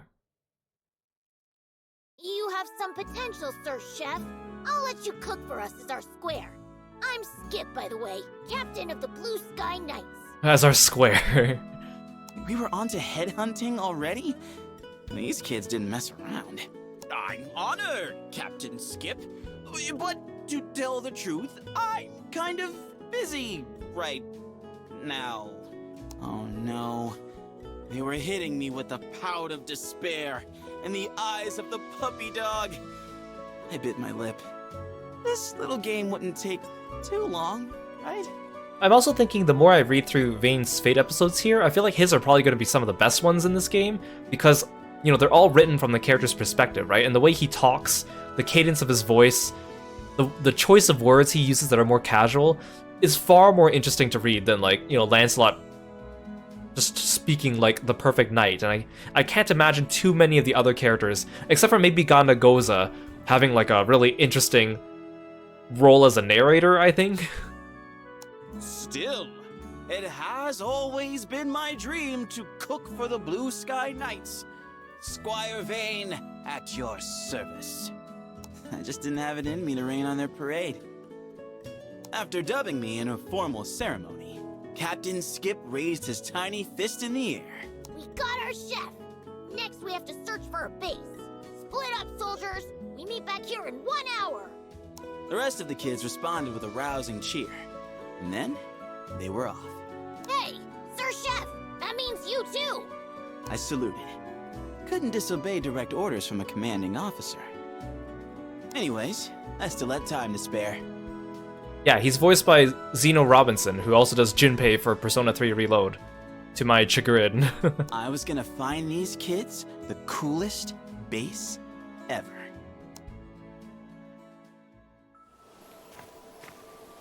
Yeah, they won't know what hit them. Captain said there's some good spots around here. Just gotta make sure they're safe. Oh, inspect the snug alley, inspect the scenic mesa, inspect the roots of the giant sacred tree, inspect the elevated plaza, inspect the sunny cliff.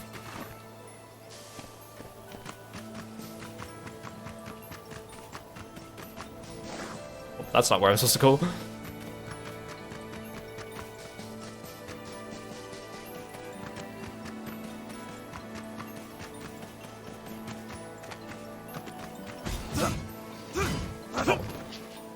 Okay.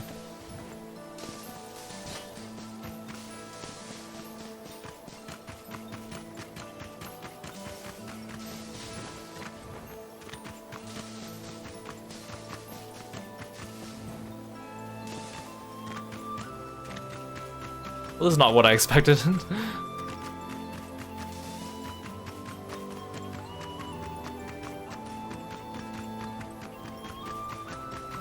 Whoops. Looks like this place is already occupied.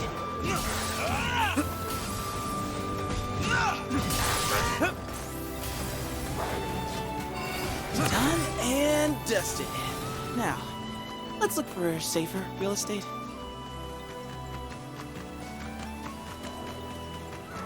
More monsters. This is definitely not a kid-friendly joint. Leap and read!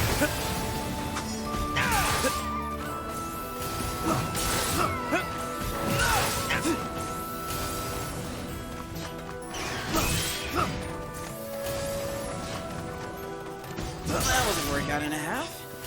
I think I might be in monster territory.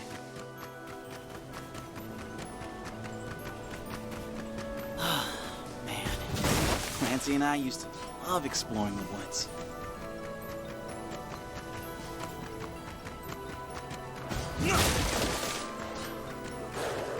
Woohoo! It's a party up in here.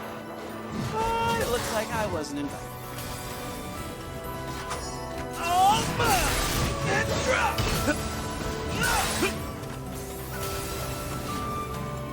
And now that that's over, back to the search.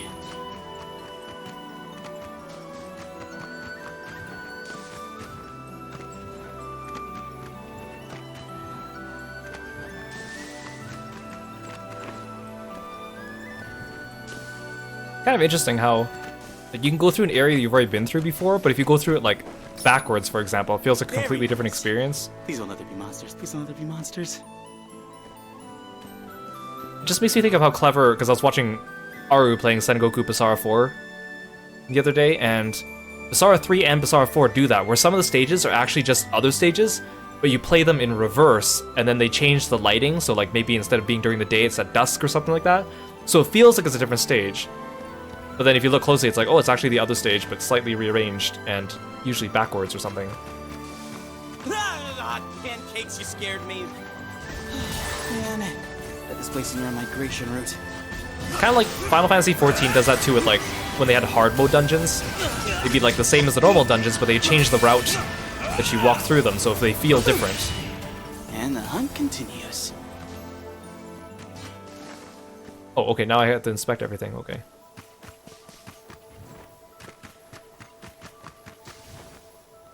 This is an interesting quest.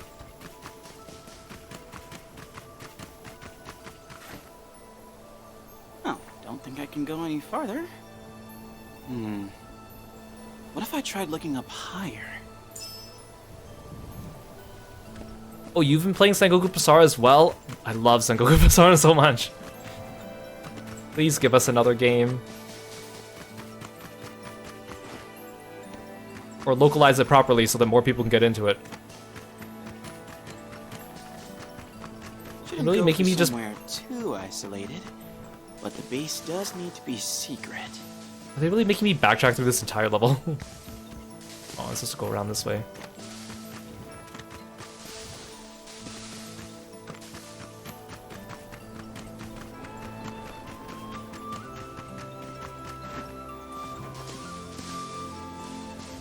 That's not how I get up there. Oh, it is. No, it's not.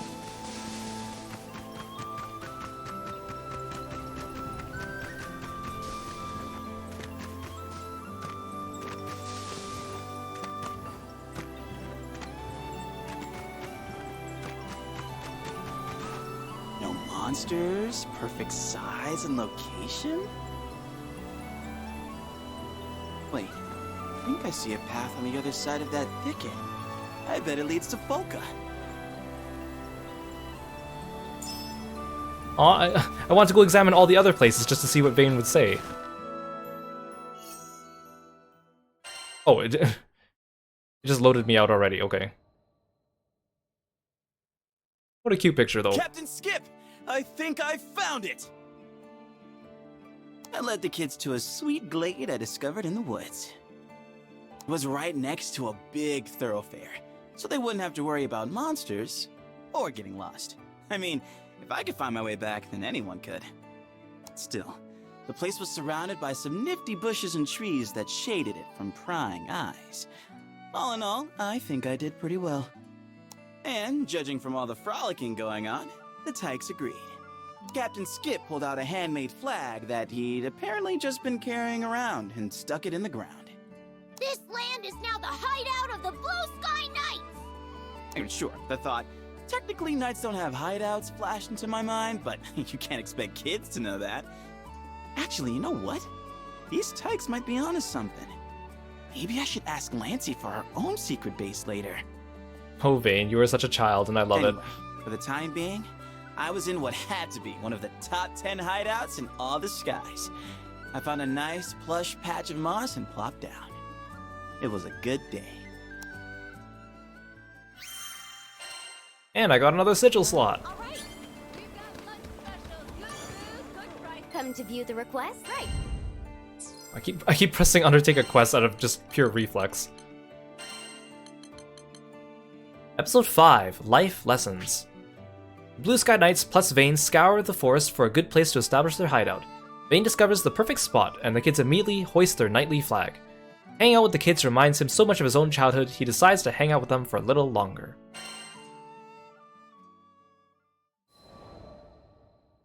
Life Lessons. Every time the crew touched down in Folka, I would make a beeline for the Blue Sky hideout. Half of it was me being a responsible adult and wanting to make sure the Tykes were okay. But there was also the call of duty. Wouldn't be much of a chef's square if I let the troops go hungry, would I? Call of Duty. Don't worry, I didn't stuff the kids with just carbs. I also fed them knowledge. Things like what fruit to eat, what shrooms and plants were poisonous, how to tell if a flower had edible nectar, and where to hide from monsters. Lesson number 1, though, was how to locate drinkable water. Aw, Vane, that's very responsible of you. Yes, feed them knowledge. The kids were living on the edge of a forest, after all. One day, this information could save their lives. For now, at least, it was all in good fun. And the Tykes were loving it. Whenever I gave them a demonstration, they'd rush to repeat it. 9 times out of 10, they'd fail, but instead of getting discouraged, they started a race to see who could get it right fastest. And I'd always get this strange feeling that I'd traveled back in time. Back to when I was a squire, a Fiendrock, just beginning to discover the world. Hey, Sir Chef, see that bug up there? You think you can catch it? Gotcha. All right, gather around, Knights. So, this little guy is super good at sensing monsters. Whenever danger approaches, he's the first to hide. There's actually a rhyme about it. Goes, bug on tree, monster free. Bug in ground, monsters around. Those kids were the most inquisitive students you could hope to meet. Soaked up knowledge like a sponge. If I had to choose just one lesson I wanted them to take away, though, it would be know when to ask for help. Because reaching out to others isn't a sign of weakness. It's a sign of trust. And without trust, you can't build an order of knights or any relationship. Growing up doesn't mean you have to solve all your problems alone. I hoped the kids wouldn't lose sight of that, as I once did. He's such a reliable square. He is very rectangle shaped in a good way. Like, again, these Fate episodes have so much more personality than Lancelot's. I'm sorry, Lancelot. Whenever Lane happens to be in Folka, he pays the Blue Sky Knights a visit. The children brim with curiosity and seem to want to learn everything about anything. Vane gladly obliges, but the most important lesson he wants them to remember is to know when to ask for help.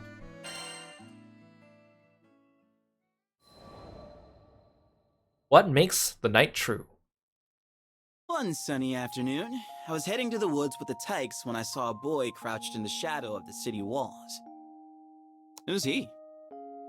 An innocent question, but Captain Skip glowered and folded his arms. Just some weirdo from Tempeel. He always looks like his balloon just popped. Once, I asked him if he wanted to be a knight, and he started crying. It's probably better to just leave him alone. Skip ended this bit with a snort that said, "And that's that." But I couldn't help glancing back at the boy. There was something about him that seemed so lonely. Hey, Captain Skip. This is just my humble opinion, but isn't the duty of a knight to help people? Especially those who kinda sorta look like they might be in need. At this, Skip's face puckered up so hard, you'd have thought I squeezed lemon juice into his mouth. I got where the little dude was coming from, though. It wasn't always easy to do the right thing. But that's what made it so rewarding. You're not wrong, Sir Chef. Defending justice means defending the weak. Skip dashed over to the city walls. After what looked like a pretty one-sided conversation, he came back with the boy in tow. Say hello to the newest member of the Blue Sky Knights! I couldn't keep from smiling. In that moment, Skip and the lonely boy were the mirror image of Lancey and me when we were kids. Well, there's some plot progression here. That's sweet. Episode 7. The more, the merrier. One day, Vane notices a sad-looking boy sitting against a wall by himself. Skip says the boy came from Tempeal, dismissing the stranger as a crybaby to be ignored. Vane disagrees. Shouldn't knights reach out to those in need? Skip instantly changes his tune. He rushes over to the new kid and immediately inducts him as a member of the Blue Sky Knights. The more, the merrier. It didn't take long for Noobs and the rest of the Tykes to become fast friends. Oh, that's the nickname they gave to the boy from Tempeal, by the way. I was about to say, is the name actually Noobs? Within weeks, Noobs had transformed into one of the brightest and most active kids in the city.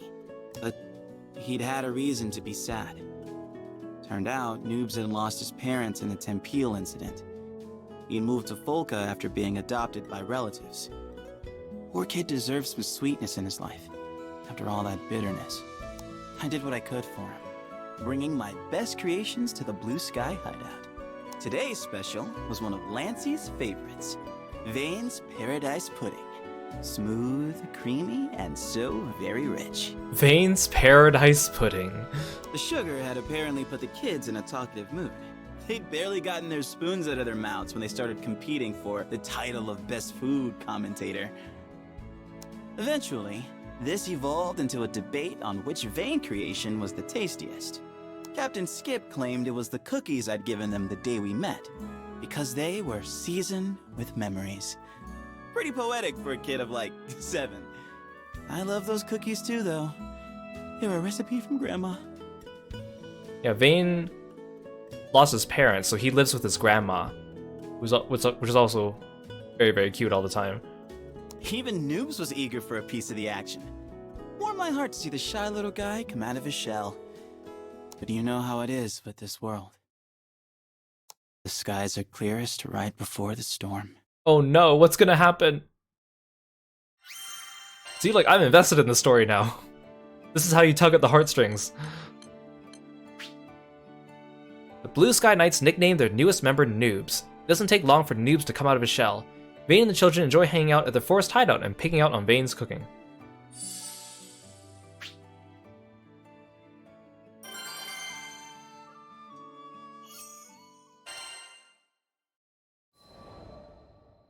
Lost Night.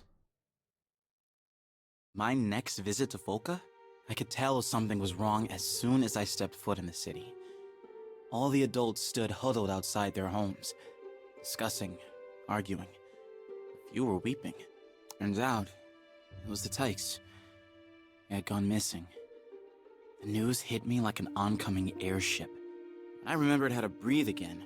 I rushed over to Ace, one Blue Sky Knight who'd stayed behind. What do we do? What if they never come back? I'll find them, I promise. But you need to tell me what happened. It started with Noobs. Still unused to the layout of Folka, he'd gotten lost in the woods. After about 6 hours, Skip put together a search team and went after him, without telling any adults. Now a full day had passed, and all 4, Noobs, Skip, Beats, and Fessa, still hadn't returned. The whole time he was talking, Ace was shaking from head to toe. I put both my hands on his shoulders and gave him the warmest smile I could muster. You did good, Ace. Now leave the rest to me. I went straight to the Grand Cipher.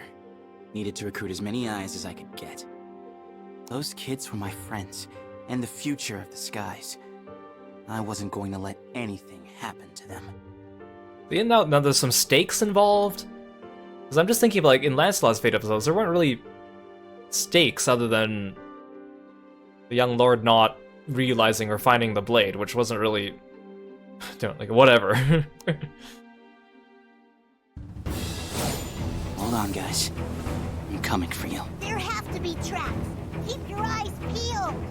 Well, cute. They even, like, set up, like, a little hideout here, like an actual, like bunch of hideout stuff. That's so cute.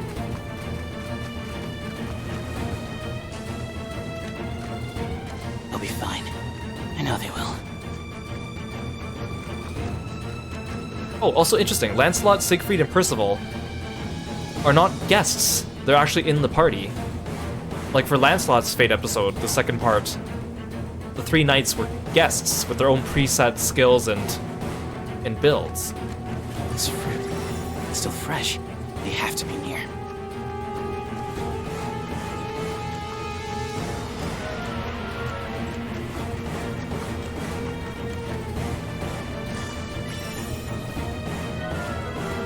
Oh, a green potion. I was like, are you gonna talk about what you just picked up there, Vane? Come on.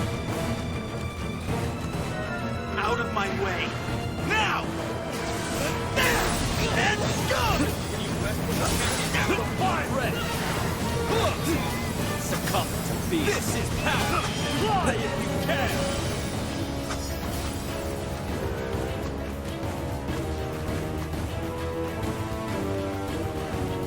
I taught them how to camouflage themselves in this grass. They probably hid out from monsters around here.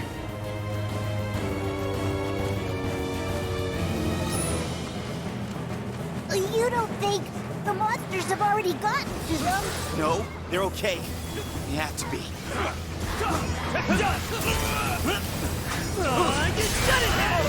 Go further!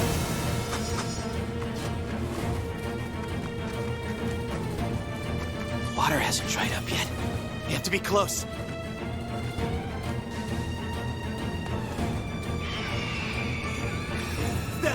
I'm coming! Well, I mean, it seems like they weren't very far from the town at all. Surely some other adult would have found them. Oh, they actually have models in the world too. They're not just formless voices like the young lord and Hans were. You guys aren't hurt, right? Just wait a little longer. This will be over in a jiffy. Come down here so I can fight you.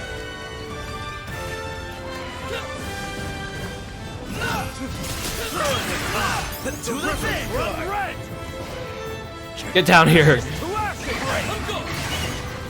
This is power. Attack! It's over. I've known you for many years. The wolf. Look at that chunky damage.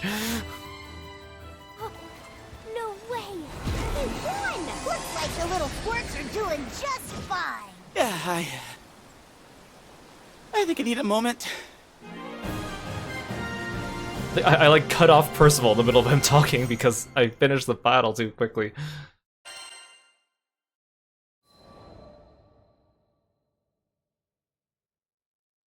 Thanks. You did good, Sir Chef. Skip still had enough in him to put on a brave face. That was a good sign. As I checked the rest of the tykes for injuries, I could feel that familiar tingle in my tear ducts. But I held it in. Kids had gone through enough. Without a grown man showering them in snot. I'm so glad you pulled through. The Blue Sky Knights really are amazing. Captain Skip immediately lightened the mood by trying to fit his hands around my biceps. Whoa! I had no idea you were so strong. Byrne, who'd been hovering nearby, crossed his paws. You think those tree trunks are just for show? Vade's a trained knight, vice captain of the White Dragons. The White Dragons? Wait, Sir Chef, you were an actual knight? Oh no. The upturned eyes of betrayed innocence. The ultimate technique. I started to sweat. I mean, yes, technically, but I hadn't actually lied to them, but hiding the truth was just as bad. I steeled myself for the eruption, but it never came. Wow, a real knight! You need to let me interrogate you for my notes later. No wonder you kick butt! Dude, awesome!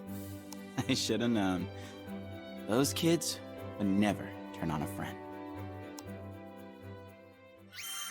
Aw, how heartwarming. Yeah, calling his muscles tree trunks. Yes, can I help you? Very cool. Episode 9, All for One. Vane's latest trip to Folka is different. Noobs had gotten lost in the forest, prompting the Blue Sky Knights to go search for him without telling any adults, which results in everyone but Ace getting lost as well. Vane hurries into the forest, finds the kids, and rescues them from a monster attack just in time. Vane's true identity as a knight is revealed, and to his surprise, the kids don't mind. They were kept in the dark.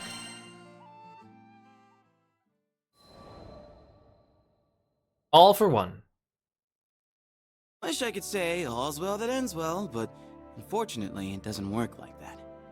As we started back for Folka, I decided the kids and I needed to have a serious talk.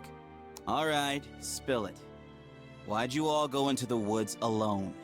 Noobs was in trouble, and, you know, it's the duty of a knight to help people.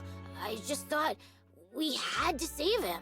Skip spoke down to his shoes. I felt my heart drop. It's the duty of a knight to help people. Those had been my words, so I was to blame for this whole mess. Skies above, why do I always...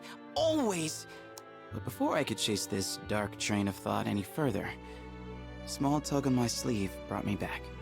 All those survival skills you taught us really helped. Yeah, thanks to you, we were able to properly locate food and water, and hide from monsters. I was so proud of them. But now was not the time to encourage their recklessness with praise. Do you realize how worried everyone was? If anything bad happened, your friends would be hurt big time, and not to mention your families. Yes, as knights, you have a duty to protect. But as people, you have a duty to your loved ones. So remember, the Tykes chimed in for this next line. Know when to ask for help. Okay, now it was time to be proud. Crouching so I was eye to eye with the Blue Sky Knights, I held out my pinky. It's a promise, okay? An oath between knights. Aw. Epilogue. Order of Vane. When Vane questions the kids why they rushed into the forest after Noobs without telling anyone, they reply it was their knightly duty to help anyone in need. Vane winces. It was the right idea applied at the wrong time. Rather than compliment the kids, he gives them a stern lecture. Vane and the children take a knight's oath to know when to ask for help. Order of Vane. I recently returned to Folka to find the Tykes holding a serious discussion.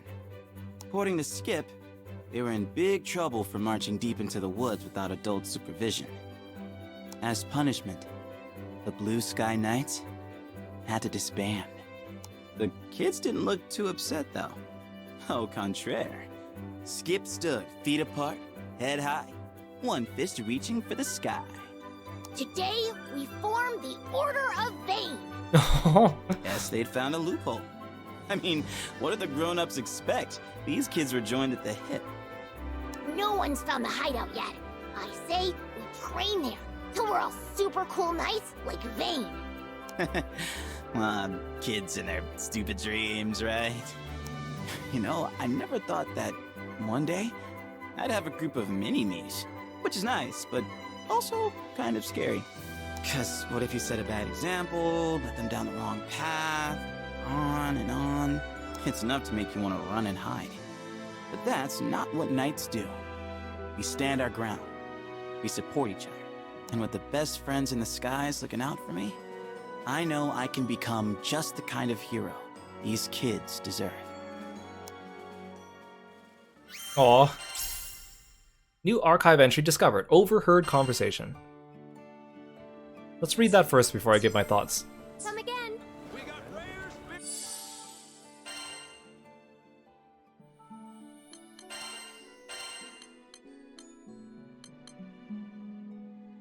skip. Alright, the big bug brawl is next week. Any questions? Ace. Guess it's time to bust out my secret weapon. Beats. The super bug I caught is the biggest, baddest bug ever. Bessa. You might actually discovered a new species, Beats. Noobs. I'm gonna win the tournament, just watch me. Another exciting day in the lives of a certain knightly order.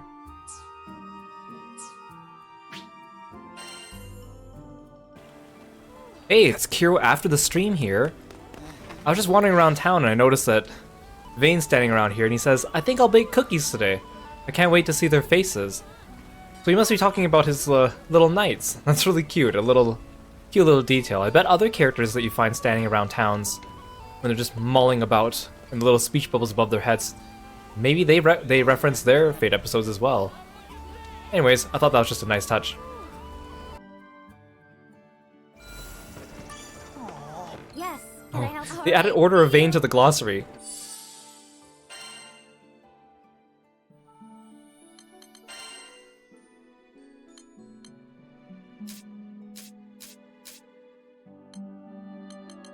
So Grossguard they added. Order of Vane. So-called knightly order was formed by a group of children to protect the peace of Folka. They apparently think that this is best accomplished by catching bugs and going swimming in the nearby river.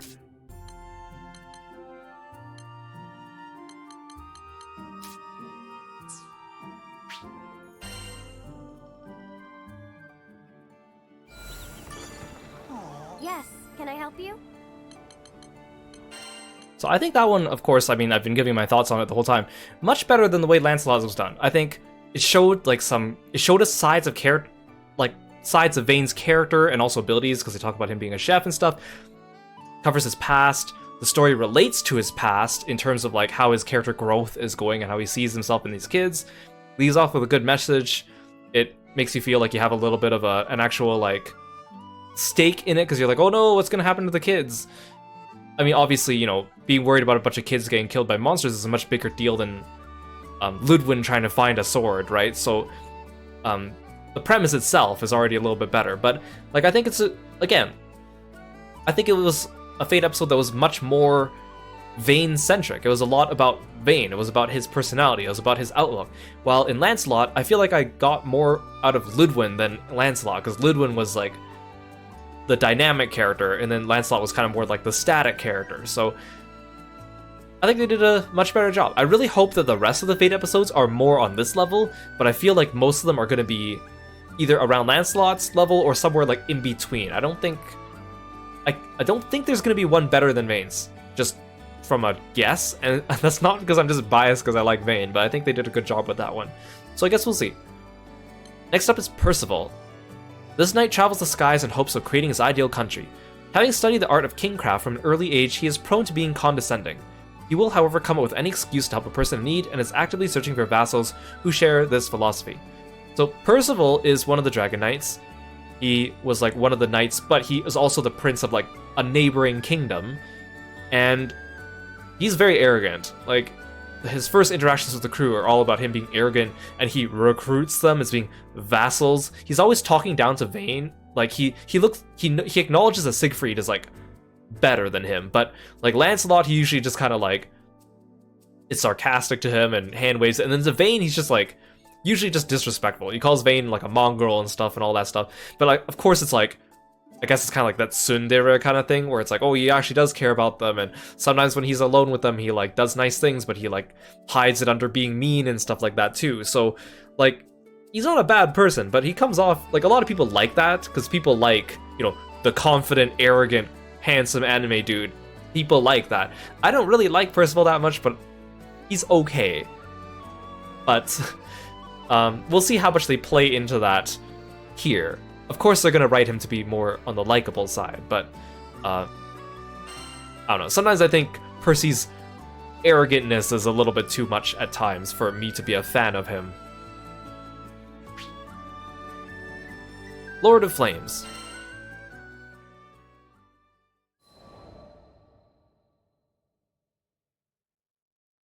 The roar of fire, a cry of pain.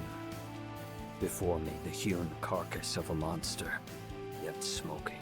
I smothered the pity arising in my heart. for I knew that to let the beast live was to let others die. I long for days when I need not draw my blade. They say the skies are endless. Yet I have not seen any part of it unclouded by monsters or raging primals, where the drums of war did not roll like thunder. Nor have I discovered any path to order that was not carved out with swords. Oh my gosh, I'm falling asleep already. Though I joined the crew to found the halcyon country of my dreams, our journeys have taught me to fear my quest is only that. A dream. For we live in a time when all things are driven by violence. And yet, who knows what lies just beyond the horizon? The captain said we would sail for a new skydom tomorrow. For once, may we alight upon shores of unbroken peace. So unlike the other prologues, he doesn't even mention like his past or like his backstory from the mobile game. Like he didn't even reference any of it at all. It was just like some monologue about violence and war and peace. Percival's on a mission to create a model country. He joined Kiro's crew to realize his aspiration, but everywhere he went he was only treated to scenes of violence. He wonders if the new skydom will present him with at least one country of peace.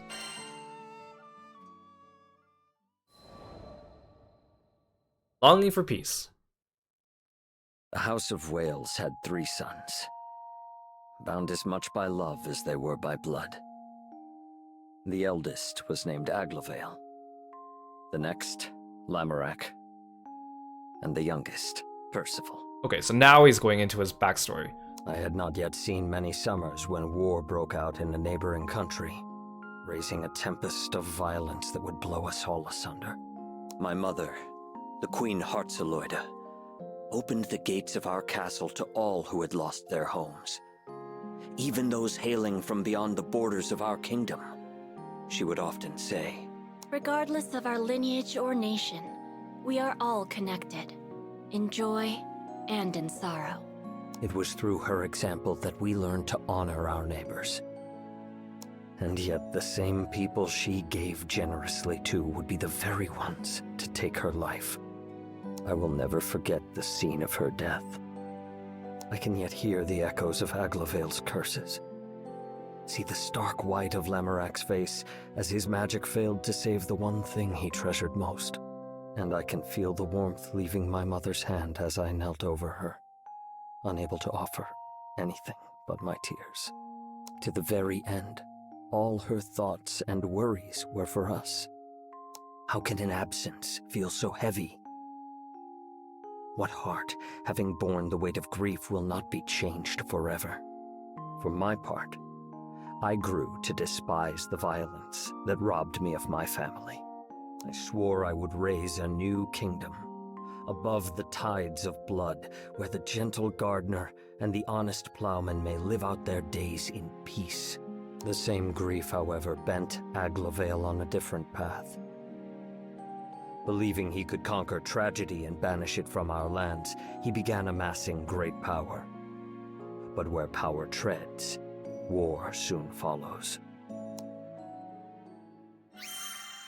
Okay, so now he's actually going over the events of the 3rd Dragon Knights event, which is centered around Percival and his brother Aglovale is like the antagonist. Hey Kage, welcome to the stream today. Thank you so much for dropping by.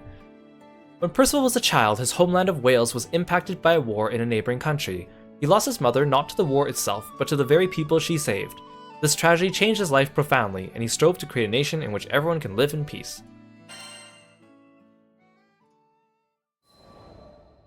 The ideal country. It is custom for the sons of our house to serve as knights in foreign countries, thereby learning the ways of the world. I went to Findrock, an ally of Wales, and there joined the Black Dragons, in time becoming vice-captain. Findrock made no distinction between me and its native-born children, and I grew to see it as my second home. But no sea is so placid that storms do not brew. There was strife here, too, sweeping over the lands like an illness. I set out on a journey to seek its cure. And that was how I met the captain. Never had I come across a greater fool. In the captain's eyes, there was no sky dweller too high or low to merit aid. No person too strong or weak to join the crew. Who better than to stand by me as I built a kingdom on an impossible dream? And it was not I, nor Lancelot, nor Vayne, nor my former commander Siegfried, but the captain, who contributed most to the restoration of Fiendrock. Once the dust settled, we found traces of a foreign power that had first sown the seeds of unrest. We tracked this power back to Wales and its throne room, where my brother Aglavale sat, still mourning for our mother. He was waging a war on war, murdering tragedy and washing away tears with blood. But one cannot fight fire with fire, for what beauty will bloom from the ashes? Once again, I borrowed the aid of the captain to stop my brother's rampage and help him see reason. Though Aglavale's deeds were wrong, they came from a desire to do good. 'Tis a simple matter to speak words of censure. The wise guide others not through saying, but through doing. Thus I shall build my country and show my brother it is not the flames of war, but the gentle hearth fire that will guide us to peace. Each day brings me nearer to my aim. Fortune has granted me a handful of stout-hearted vassals, the captain foremost among them. Though I am not possessed of any land, our ship is bound for the end of the skies. Surely we will sail over some quiet green fields where I may lay the cornerstone of my kingdom. So he's just gonna go and find some random field and be like, this is my kingdom now. What's your plan here, Percival? My greatest care is the safety of the crew. The path of the Grand Cipher is beset by many perils, and I will not have a single vassal taken from me. So he calls like everyone on the Grand Cipher, or the people that join up with him, including the captain, his vassals, because obviously he has to kind of be a bit arrogant and look down on them, although he's not really looking down on them, but like to make him sound like he is, you know. So I have resolved to travel alongside and defend my captain, until the day I may sheath my sword forevermore. Hey Angora, welcome to the stream. Episode 3, The Misfits. Does his story also involve children? Probably not. It's customary for the House of Wales to enlist their sons in the military of allied nations. Percival joined Fiendrock's Black Dragons and became a vice captain. However, Fiendrock would suffer a crisis in which Percival's eldest brother, Aglavale, is revealed to be the mastermind. With the help of Kiro's crew, they stop his brother's scheme. This event further bolsters Percival's resolve to create the ideal country. The Misfits. With each Skydom I visit, I survey both the lands and the people, hoping to extract the worthiest hearts as vassals for my own kingdom. To that end, I return to Folca, the first settlement we came upon in Zega Grande.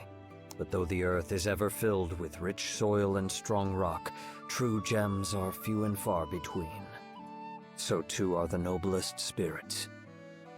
The people of Folca were of a good but common sort, who preferred constancy to change.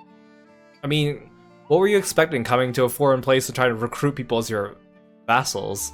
They had no army, and peace in the city was kept by a band of volunteers. But if there is one thing I have learned from the captain and crew, it is that wisdom and strength often reside in the unlikeliest of places. Thus, I sought out the Fulcan Defense Corps, hoping to find a diamond in the rough. The city folk, however, expressed little faith in their guards. The Defense Corps? Full of bums who got more stomach for eating than fighting. Better off calling them the Defense Corpses for the fat lot of help they are. Oh, dang. Yet these were dangerous times for Folca. Brigands and monsters now swarmed about the city, attracted like flies to the reek of Avia. The people looked to the Defense Corps for protection, but received only excuses. We don't have the resources to combat this threat. Take shelter until the danger is past. And so the city grew to trust vagabond skyfarers more than their own soldiers. Though I had little hope of finding a vassal among this ragged band, perhaps there was a lesson to be learned from their weakness. When I build my kingdom, it will need to be governed by its own councils. But houses of power, choked by the vines of corruption and frailty, ever fall into decay. Is there any prevention? Where does the first crack form? It was in Folka that I would piece out the answer to this riddle. Man, his hyperfixation on needing to form his own kingdom is just so... like, it sounds nice, but then it's like, if you think about it harder, it's like, logistically... What?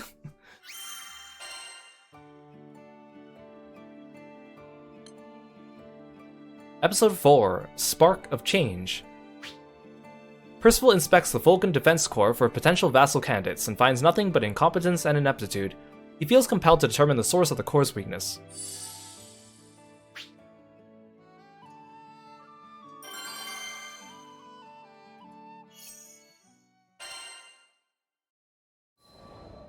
Spark of Change. My road to the Defense Corps was short, but troubled. This world is being drowned in tears of suffering. Poor wretches, join us on the ship of salvation and sail to the island of Estalucia. It began when I happened upon a man in the city streets, preaching the creed of Avia. Though we had overthrown the main body of the church at Seed Hollow Castle, still its teachings lived on. Its adherents once numbered in the thousands, and the remnants yet drifted through the skies like ghosts. Now they haunted Folka, hoping to once again breathe life into their crusade. But the city folk had learned that Avia would sacrifice anything on the altar of salvation. Their gilded words held no more value. Get out of here! We know what you did at Seed Hollow! We aren't inviting tragedy into our city. Leave! As the throng railed, unease stirred within me. The adherents of Avia would march on an armed country if their leader so much as waved her hand. What could heated words do but spark their anger? I came to offer you salvation. If you won't drink from the cup of mercy, you will taste divine retribution! Voices soared, and the air grew heavy with the threat of violence. Yet the Defense Corps, who were charged with keeping the peace, did not appear. You there, tell me. I asked a man why mediators had failed to come. I'd be surprised if they did show. Without Mr. Fix-It to help them, bastards can't even wipe their own asses. Though I had expected it, seeing the proof of their cowardice still astonished me. Silence! Now it's clear. If we want to break in your minds, first we've got to break in your bodies. What are you doing? Let go of me! An Avieth crusader, lifting an islander by his collar, raised up a fist. But I seized his arm before the blow could land. Strike him, and you will lose that hand. I would not suffer the defenseless to be oppressed. You miscreant! How dare you threaten a member of the church! You speak of threats. You would force your doctrine on the unwilling with an iron fist. The time of Avia is over, preacher. Your false church is no more. Blasphemy! We'll have your tongue for that! Avieth soldiers surrounded me, drawing their weapons. I had hoped you would listen to reason. But now I see, you only understand pain. With a hand on the hilt of my sword, I waited for them to attack. But like craven dogs that bark loudest when their quarry is far ahead, the Crusaders stopped short when I stood to face them. After sharing some whispered counsel with his fellows, the preacher said to me, We won't fight you in the city. No, be too much hassle cleaning you off the flagstones. Let's step outside, and then we'll see if that bulky armor is compensating for something. We didn't quite program Folka to be a battleground, so please, do it in the forest. I could not hold back a laugh. Their intent was as clear as day. They meant to draw me into an ambush. Very well. I will play your game. We'll wipe that smirk off your face. Just you wait. The Crusaders and I turned to leave. He's going to get himself killed! Call the defense corps! Even those worms should be able to do something! Frightened voices whirled behind me. I did not quiet them, for though 3,000 ants of Avia could not crush one lion of Wales, I saw a chance to further test the core.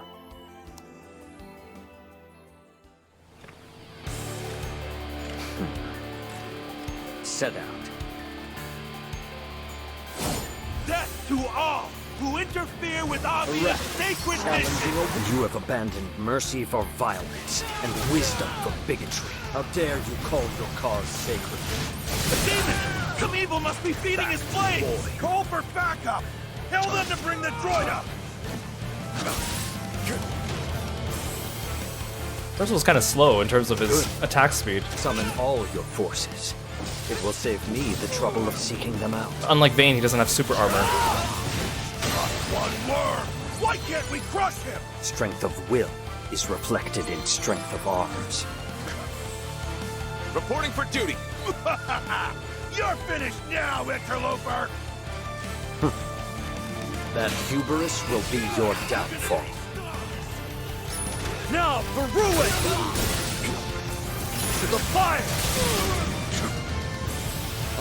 Tis strange. Though a great battle rages on their doorstep, the core do not appear. Do they sleep?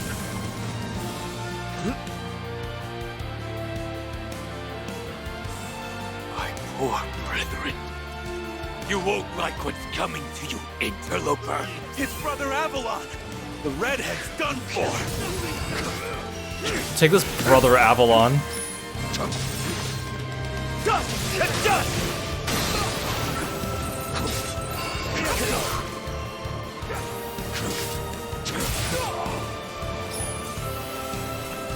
Fly if you can!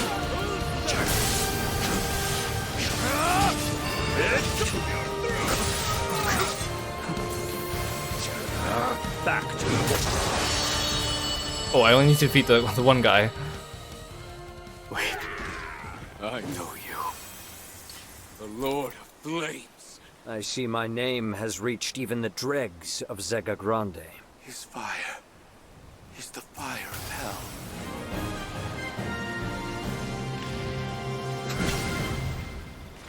Slink back to your holes.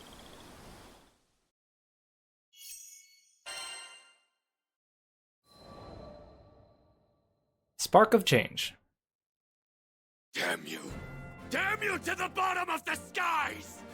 The Crusaders took quickly to their heels. The weakest dogs bark the loudest. I sheathed my sword, judging pursuit to be a waste of time. I doubted the cowards would ever return. There's one over there! I mean, considering you probably, like, burned all of them to death, like, yeah, they won't return. Alerted by a voice, I looked up to see a group of soldiers hurrying towards me. Their livery was not of Avia, and they carried their weapons with the grace of a schoolboy wielding his first quill. I had a good guess of who they were. After they had ringed me about with spear points and blades, one cried, "No funny moves, or we'll skewer you like a pig!" "Who are you, and what business do you have with me?" Of course you don't recognize us, or you'd be shaking in your fancy boots. Listen up. I'm Douglas, captain of the Falcon Defense Corps. You one of the Avia rats that raised hell in our city? Is Douglas supposed to be the Droff guy talking to me, I'm assuming? Not the Harvin? It'd be hilarious if he was the Harvin, though. Better come quietly, or you'll be sorry. For a moment, amazement wrested from me the power of speech. Then I said, "Surely you do not believe I am a servant of Avia?" Don't play dumb! Who else would wear that tacky armor? I wanted to be the Harvin so badly. What did you call my armor? What? Did you just insult my fashion sense? I had always known my garb to be striking. So is the livery of all great kings and lords. I always found Percival's outfits look funny. The way he has, like, gigantic shoulder plates, and that's his, like, defining feature. For on the midnight field of battle, the general must ever be the brightest star. Thus may he enkindle courage in friends, and show the enemy he is not afraid. My own armor was well worn, and had shielded me from many dangers. To speak ill of it was a grave affront. Okay, Percival, you don't need to explain yourself. Let's just put it this way. You got insulted because they insulted your fashion sense.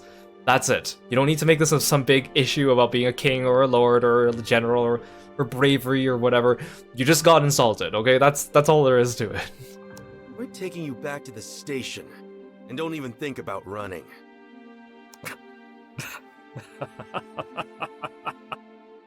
What's so funny? Nothing. Nothing at all. In truth, this was a matter more to weep than to laugh at. The proud guards of Folka, arriving like carrion crows after the battle to pick at what spoils they may. It was a pitiful sight. Defense corpses, indeed. Do what you will. And so I was marched back to the city. I mean, surely the guy that you saved could vouch for you, right?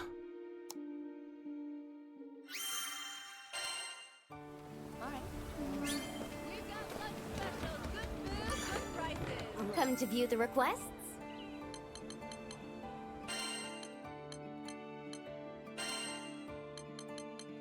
Episode 5, Management Shakeup. Percival stops an Aviath follower from harming a resident of Folka, earning the ire of other Aviath adherents. They challenge Percival to a fight on the outskirts of town. The troublemakers are quickly defeated and flee, making way for a new set of troublemakers, the Folkan Defense Corps. The Corps accuses Percival of stirring up trouble and takes him into custody. The Lord of Flames simply laughs and goes along willingly. Aw, dang it, it's the Droth. The Defense Corps questioned me at their guardhouse. An enlightening experience, as I had never been a prisoner before. All right, fess up. Tell me exactly how you're connected to the Church of Avia. I repelled a group of crusaders that threatened your people. You had no right to apprehend me. Shut your mouth! That was all Captain Douglas could stutter out, before retreating into silence. Has guilt caught your tongue? I know your actions weigh on your conscience. If you're trying to scare me, Mr. High and Mighty... I am trying to help you. Now take heed. As keepers of peace, you are given the authority to take prisoners. But it is not a power to be used lightly. For to imprison someone is to rob them of time, and not all the riches in the world can repay that debt. I went on with hardly a pause. Today you failed your duty. You did not come when your people were in peril. Had I not been there, blood would have been spilled in your streets. And yet you seized me on sight like a petty thief, with no proof other than your own prejudices. I let my final words fall like the stroke of a hammer. You have dishonored your titles and your city. Color fled from the soldiers' faces, leaving only remorse. Hey, Captain. I think he might be right. Hey, Meal, welcome to the stream. It's good to see you. Thanks for dropping by. We haven't done Siegfried's Fate episodes yet. That'll be next after we finish Percival's. We did kind of arrest him for just being there and wearing tacky armor. Don't let him get to you! Now the soldiers began to contend amongst themselves. They had to keep quiet about my capture, said one, or there could be trouble. If only they had not delayed after hearing reports of violence, said another. It was good fortune, countered a third, that they had not run into Avia. So on and on they argued in circles, aimless, like a dog chasing its tail. Until at last Douglas, his impatience boiling over, burst forth with, All right, fine. Fancy Pants, you're acquitted. Now scram! No. Seeing the soldiers at a loss, I said, Since you have taken my time, I now ask you to share some of yours. I hear that your ranks are corrupted with frailty and disorder. From whence did this rot first spread? Why should we tell you, huh? You got nothing to do with it. Because I desire and command it. For a moment, Douglas could only stare. Come on, Captain. Just give him what he wants. Yeah, I don't think this guy takes no for an answer. Okay, Rubelox, you win. Now pipe down and listen up. Ruby locks. And so the captain and soldiers of the Corps told me of their history and their malcontent. After the war, Zega Grande was left undisturbed for 500 years. This peace, like a deep sleep, had dulled the minds and limbs of Volca's warriors. So when the Crusades of Avia roused them at last, they were found weak and unready. Still, we did all right in the beginning. You probably don't know him, but we used to have a Mr. Fix-It in the city. Went by the name of Roland? Angel of a man, but he fought like a demon. The strength of Roland was their fortress, to which the Corps could rally if the battle went ill. When he vanished, the soldiers were left without their greatest defense. So, there we were, a group of idiots who could barely tell the butt of a spear from its head, left to play this game of cat and mouse. Self-loathing seeped into Douglas's voice. I know what everyone thinks of us. I know what they call us. But do you think we're wimps because we want to be? Now that Roland's gone, sending my Corps to war, a real war, would be sending my brothers and sisters to death. Captain Douglas, you've been trying to protect us this whole time? I sighed. Why do the best intentions so often lead us astray? Very well. For your sakes and mine, I will help the Corps regain its former glory. Maybe by rebuilding this fallen band, I would learn a lesson in how to lay the foundations for a kingdom. Okay, well that was quite wordy. Yeah, Vane's episode is definitely still way better. Episode 6. Percival, Defense Corps Captain. Brought to the Defense Corps' guardhouse, Percival turns the table on the interrogators. Arguing with sound logic, Percival wins his acquittal and demands to know how the Corps felt in such disarray. Upon learning the reason, Percival feels compelled to whip the Corps into shape.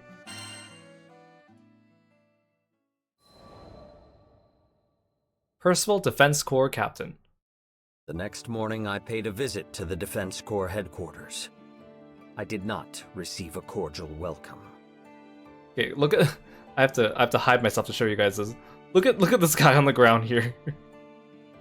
You just look so funny. You're that redhead.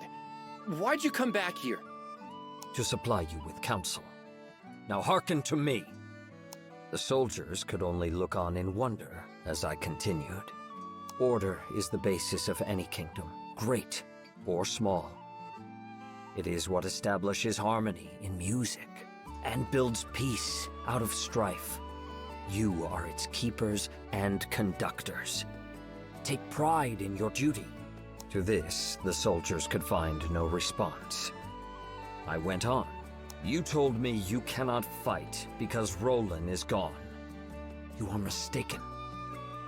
Comrades give you courage, but true strength must come from within. You cannot fight because you are weak. You cannot fight because you are only level 1 and you guys need to go grind some mobs and slime so you can level up and fight. There followed a moment of silence. Then the Corps encircled me. Don't forget to grind out for your best weapons and sigils. We didn't ask for your advice. Grab him! Throw him out! But I fixed them with a look. I have said nothing you did not already know. If you can see your faults, why not mend them? Begin by overseeing your daily tasks, for habit is the mother of success and failure. That's it! You won't shut up? Then we'll make you! I evaded the soldier's blow with a step. Raising my fist in the air, I said, wielding force to stifle dissent. Already you overstep your power. But I will not be silenced so easily. In one wave, the whole Corps rushed upon me, but they were like water breaking upon rock. I showed them mercy. So when it was over, their pride smarted more than their flesh. Who the hell are you? Only a passing skyfarer. Tell me, Captain Douglas, Are you ashamed you could not lead your forces to victory against one man? Haru, thanks for calling Kirby and the Kirby lip sync. Alright, Rubelux, if you're so smart, why don't you try being captain? See how hard it is to train a bunch of bumpkins! There is no metal so firm it cannot be wrought. Very well then. Lend me your title, and I will show you how warriors are forged. Huh? And so I became the one-time captain of the Corps. Training began the following day. Arms maintenance, proper stance. They had no knowledge of even these rudimentary things. I was reminded of my days as a squire, when I was first initiated in the art of war. Of course, I was met with some resistance. There was talk of banishing me from Folka. Yet not a soldier abandoned their training. I saw that though they lacked discipline, their hearts were in the right place. As long as they loved their city, I would grant them the strength and knowledge to protect it. Often while they honed their bodies in the field, I gave speeches to reform them in spirit. When you hear of trouble, act swiftly. But above all, seek to prevent. Every drop of blood is a loss. The wise win wars before the first blow is struck. Take censure, but reserve judgment. Focus on bettering yourself, for the only actions you can control are your own. Always be ready to defend your people. Though peace may reign within your borders, there is no telling what perils lurk without. Within days, a new luster could be seen in the soldiers' eyes, and all talk of my banishment had faded. I like how Vane was like teaching kids how to survive in the woods and how to be knights and like, you know, what the right mindset is to be a knight and protect people and be nice, and then Percival here's like whipping the actual like soldiers into shape and acting like high and mighty and all arrogant like he usually does. The next morning, Percival returns to the guardhouse with a laundry list of the Corps members' shortcomings. Emotions boil over and punches are thrown, though none connect with Percival. Finally, the Corps captain dares Percival to take his job, which Percival does without batting an eye. The Lord of Flames puts his new regiment in place. A squad to be proud of. The training of the Defense Corps proceeded smoothly. Guess you know what you're doing. Alright, Rubelux. You can run this outfit a little longer. Though they barked and whined, former Captain Douglas and his soldiers endured my training. The time had come for Folka to see them reborn. I proposed a patrol, the foremost duty of a guard. For evil, infirm of purpose, dares not stir beneath a watchful eye. That's a bad idea. I looked sharply at Douglas, who paced back and forth. Why do you waver? Why do you think? We've been losers our whole lives. We can't go out there now and dance around the place like we own it. They're gonna laugh at us. As a soldier, you must not weigh pride against duty. Now, this is a direct order from your captain. Move out. All came to pass as Douglas feared. In the streets of the city, children pointed, men jeered, and women laughed. Behind me, I could feel the will of my band weakening. Do not falter. Remember, shame should not hinder, but rather drive you to do good. The eye sees only the present, and the past is soon forgotten. There was no more I could do for them. The Corps would have to reclaim their own honor. I led them on without another backward glance. Hey, look! It's the March of the Freeloaders! Must be nice getting paid to take a little stroll! These barbed words were slung at us before the tavern. The speaker was a red-faced man, no doubt set on by excessive wine. I slowed my pace. It was true that the Corps had brought this scorn upon their heads, yet what remedy could poisoned tongues offer? I never intended for them to be thus reviled. Turning, I walked up to the drunkard. You got a problem, big guy? The man shook in fear. But I did no more than bow to him. Forgive us. It is the part of a leader to bear the faults of his followers. For who will answer to a lord that will not answer for them? I am now the captain of the Corps, and speak on their behalf. We have failed you in the past. For that, we are sorry. But these soldiers are now changed. Give us time, and I swear on my honor we will set things right. Okay, so here's Percival showing more of his kind side, while still being a little arrogant. Amazement flashed into the man's eyes, clearing the fog of drunkenness. Shamefaced, he hurried away. I, wanted to apologize, Captain Percival. Douglas's voice sounded behind me. It's our fault you had to grovel to a juice head like that. A juice head. Enough. I held up a hand. Power is ever conjoined with responsibility. I did no more than duty commanded. Now come. The day wears on. It is time for training. At the guardhouse, the men fell to their drills with vigor. Put your back into your swings.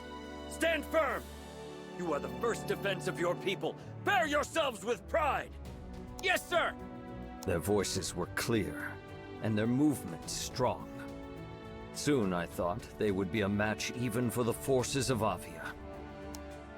Oh, that's a little bit of a stretch there, Percival, but I appreciate your optimism. Episode 8, The Corps' Biggest Test. Percival deems that the Corps members have made sufficient progress with their training and schedules a patrol through Folka. The residents give them a negative reception as expected. Undeterred, Percival makes a public apology for the Corps' past mistakes and promises to do better. This show of humility galvanizes the Corps members to train even harder.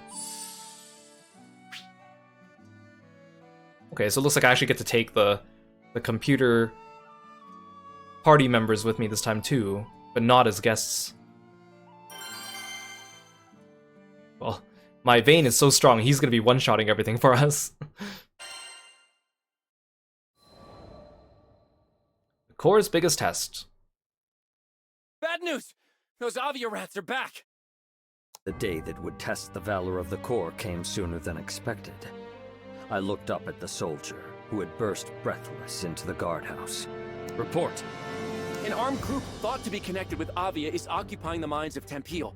They've taken the reconstruction workers captive, including several residents of Folka. It would be a dangerous rescue for the Corps, who were yet untried in combat. But the soldiers quickly showed me they had not failed their training. Captain Percival, let's fight back! We're ready! We can save those hostages! No. I sensed something strange at work. It had been the aim of the ruined church to bolster their ranks with new converts from Folka. Why then would they occupy their mines and threaten their people? Surely it was not for ransom. The adherents of Avia held their faith high above the jewels of the earth. This had to be a trap. Of course, trap or no, the Corps could easily overthrow Avia, as long as I led them. But I could not stay in Folka forever, and so I said, do not let confidence consume your wisdom.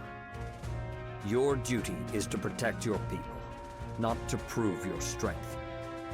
You do not know the designs of your enemy, nor whether your might can contend with theirs. You must call for aid. I saw that my warning had disheartened the soldiers. I could not blame them. They had struggled so far, only to learn that they still fell short. But glory must not be bought with blood. The lives of the islanders came first. Drawing myself up, I strove to lift their spirits. Your city needs you. There is much work to be done. Learn what you can from those that escaped the mines. Muster the defenses. Let your people know they are safe. Yes, sir! And meanwhile, I'm gonna go in and solo all these enemies myself. Captain Percival, the clock is ticking. What if the Skyfarers and reinforcements from Seed Hollow don't make it in time? I could not hold back a smile. Do not worry. I know a crew of Skyfarers already at hand. First, to secure the hostages. What's the Goblin Fortress area? Oh no, this is the entrance of the mines of Tempio. The beginning of the... That hair. It's the rooster head from Folka, the armed brethren! Beginning of the Fury Game chapter. Never saw me. Listen. You will burn! There must be more of them.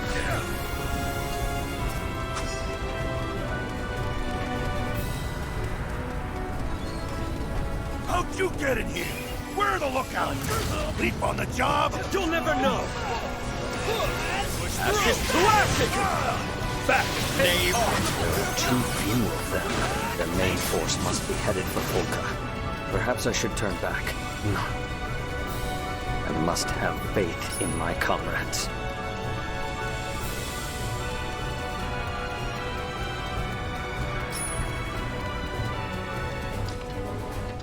All the hostages are behind bars. At least they will be kept safe from the battle. I don't know if that's gonna help when I'm flinging fire everywhere. As the Lord of Flames. Are you here to save us?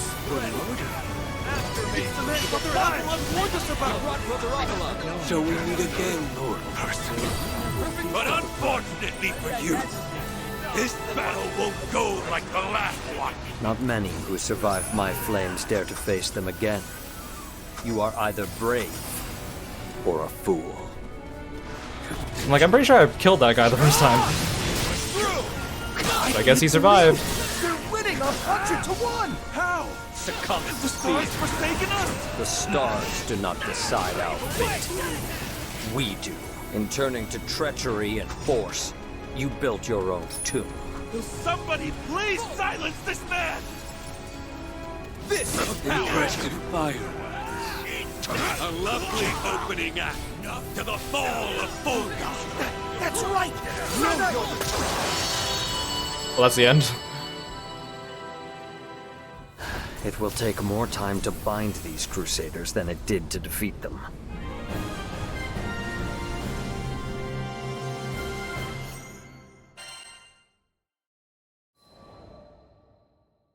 Horror's biggest test. I bound the hands of the crusaders and turned them captive toward Folka. Why, here's a stalwart little interloper. You could do far better than skyfaring, you know. Keep silent. I will not listen to the lies of a false prophet. Then I guess you won't believe me when I say the mines were just a diversion. We sent our main force to Folka. They'll have captured the city by now. We'll raze it to the ground and build a new Church of Avia on the smoking ruins. The preacher continued to lay bare his plot, though I had no desire to hear it. I know this backcountry is filled with scurrying field mice. You skyfarers were the only real threat. If we could keep you busy elsewhere, say, in some nice, dusty mines, then taking Folka would be like stealing candy from a baby. Even now you know not of what you speak. I had already made out that the mines were not your true purpose, and you misjudge the people of Folka. There is great strength in that city. It will not fall to the likes of you. That's hogwash! If you will not trust my words, then perhaps you will trust your eyes. We had come to the gate of Folka. Captain Percival, we've captured all the invaders. You should have seen us, Captain. No one messes with us on our turf. There, trussed up before the city walls, were the remaining crusaders of Avia. The soldiers of the Corps stood over them, bloody but triumphant. And the air was bright and filled with rejoicing as the people of Folka cried glory unto their defenders. Impossible. How could country mice have overthrown the high hogs of Avia? With that, the preacher fell to his knees and spoke no more.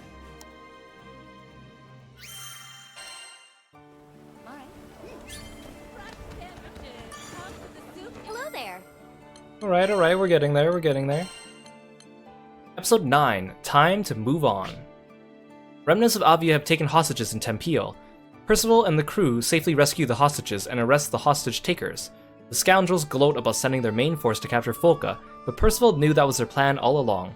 When they returned to Folka, the Defense Corps and their Avia prisoners were waiting for them at the gate.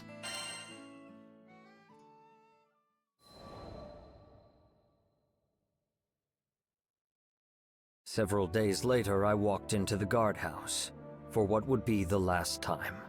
The captain's here! Attention! In a moment, the soldiers were lined up before me. At ease.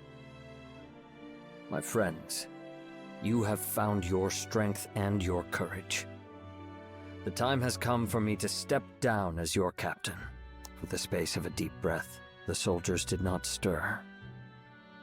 I read in their eyes that they had long seen this day coming. Captain Percival, we... That title is no longer mine. I return it to you, Captain Douglas. You have become a worthy leader.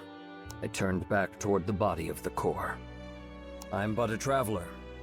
My allegiance lies with a distant country, a kingdom of peace that I shall one day build. But I believe that all who dwell in the skies are brothers and sisters. Though our time together was short, it was an honor to serve with you. Thanks for calling Kirby and for the Sleeveless Redeem. Like how he's like, my allegiance lies with a different country that I have not yet created. You have shown that we need not be chained to our pasts, that valor can be kindled in every heart. When I raise my kingdom, I hope that you will one day visit to impart this lesson unto the knights there. No, Sir Percival. You can count on me. Me too! It's a promise! Mirth welled up within me. In one thing I thought, the Corps had not changed. They could still make me laugh. Very well. I will hold you to those oaths. And so, bidding my friends farewell, I took once more to the skies.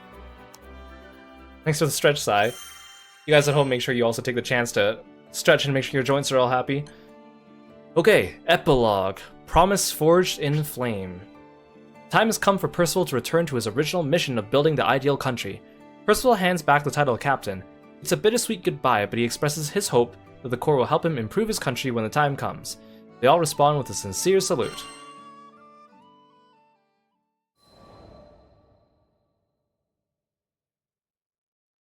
It was many months before I could return to Folka. This city is still the same. A gentle breeze danced with the grass. Sunlight streamed from between the leaves of trees, paving the streets in green and gold. But snakes dwell even in the quietest of gardens. Peace presided over this land only because there was a valiant Corps to keep it. I was once captain of the Falcon Defense Corps, and though our paths led on to different ends, they would ever be my friends and comrades. In my heart, I saluted them. Wait, aren't you? Well met. I was not surprised we crossed paths. Folka was a small city, and I knew the Defense Corps kept vigilant watch. I am glad to see you doing well. We sure are. Even got a generation of new recruits trained up. So, when do you think you'll be inviting us to your kingdom? Yeah, we got these new recruits. They're called the Order of Vane. I responded with a wry smile. It will be some time yet, but I shall not rest unless it be in a country of peace. Until that day, wait here and serve your city well. You're gonna make it, Percival. I just know it. In the meantime, I better practice my curtsy, huh? I regarded Captain Douglas and his Corps. Here were soldiers that had once lived in shame, but courage had been kindled in their hearts, and like candles they now passed its light to others. So does one good turn give rise to another, and valor begets valor. Perhaps the rise of my kingdom was not so far off after all.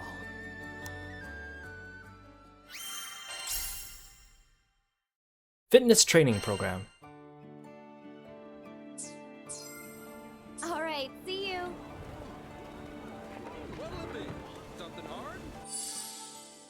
Let's have a look at our new entry.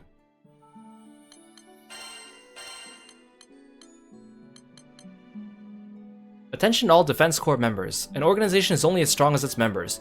You may be called upon to defend your home from threats ranging from bandits to monsters. The Corps shoulders the burden of the town's safety, and to that end, each person must perform this program every other day.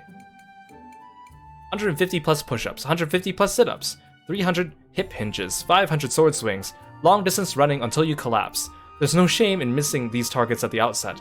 What matters is you beat your personal best the following session.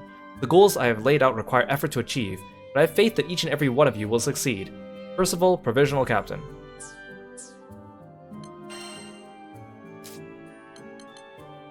We have the House of Wales entry now, and the Vulcan Defense Corps.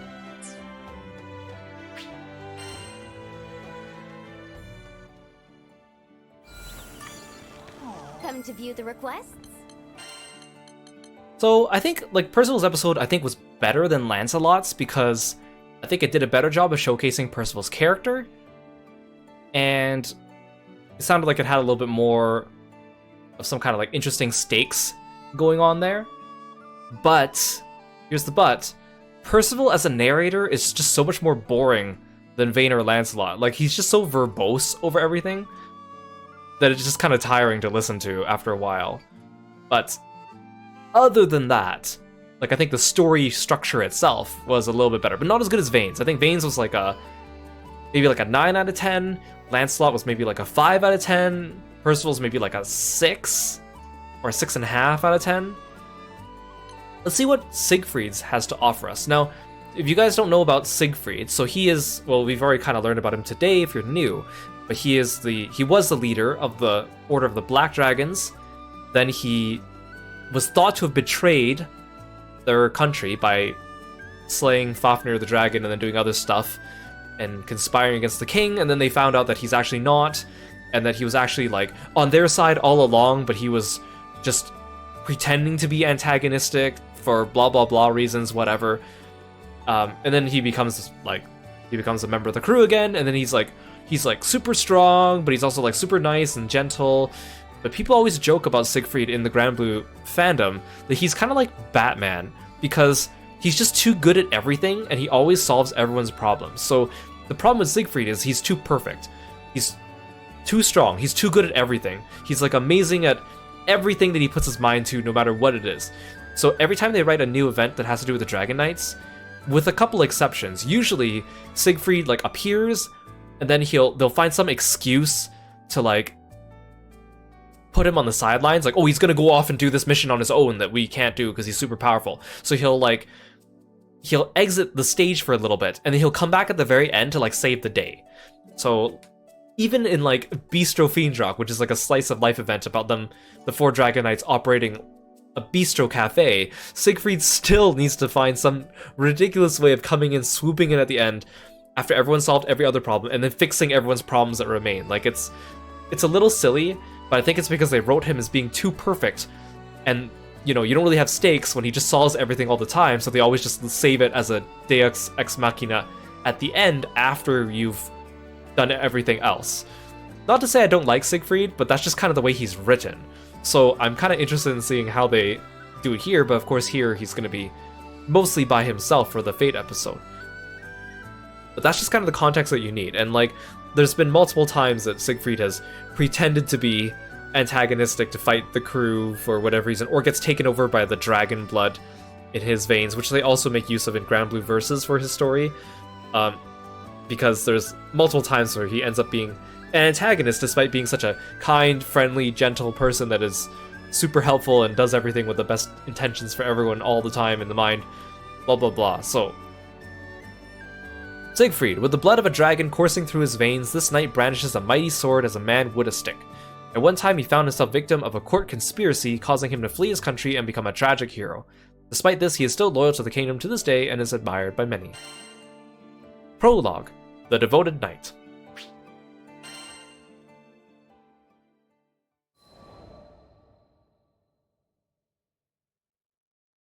I can no longer recall when I first met the captain. All I can say is our paths crossed in dark times, when nights were sleepless, and the wind whispered with insidious intent. Fiendrock, my homeland, was crumbling from within, consumed by the weakness of her own people. I ventured abroad to seek help from our neighbors, but this rendered me blind to schemes hatched in the heart of our court. When I returned, the adders sprung, and I found myself falsely convicted of regicide. Disgraced, I fled the kingdom and wandered for a while in the pathless wild. Perhaps I would still be there, slowly fading into the shadow, had the crew of the Grand Cipher not come for me. The captain never once doubted my innocence, led me back to Fiendrock, and cleared my name. My honor was restored. Thus concluded the greater part of my tale.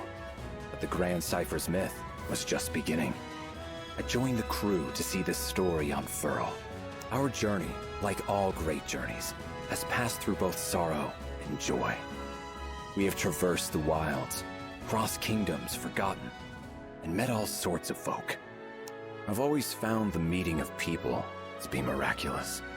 Throughout the course of history and on into the future, there have been and will be at least as many people as stars in the sky.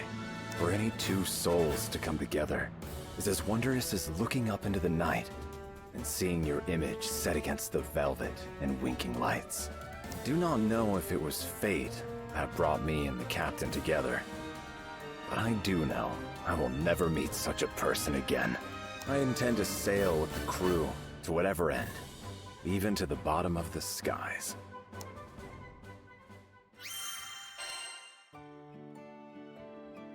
Okay, Episode 1, A True Patriot.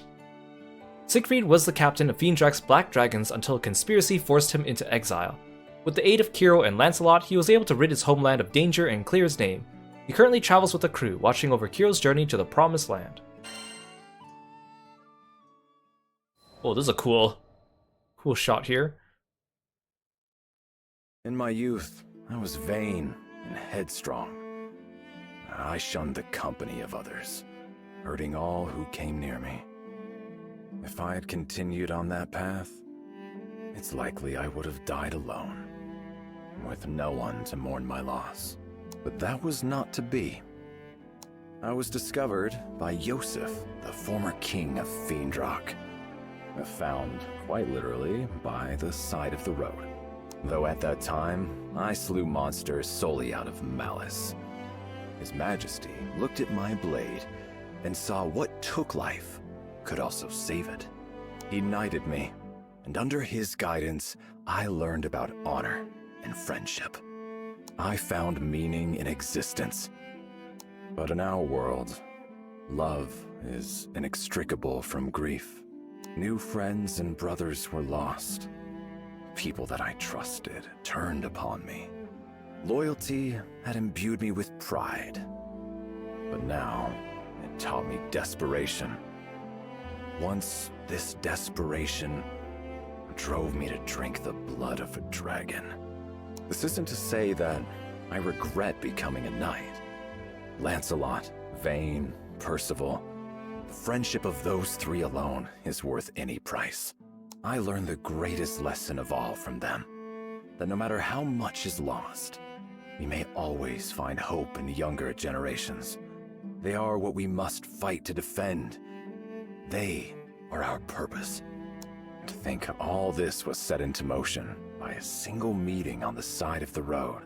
As I grow older, it becomes clearer how much I owe to King Yosef. But I shall never be able to thank him in person again. That is why I swore to repay him in the only way I know how. By dedicating what is left of my life to the future of his country.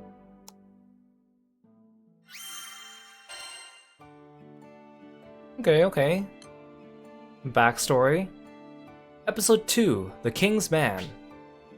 In his youth, Siegfried was wild and arrogant and got along with no one. Then one day he rescued the wounded King Joseph, who knighted him for his deed. It changed his life forever. However, Siegfried would never have another chance to thank the king. To this very day, Siegfried wields his sword in service of his homeland and the late King Yosef.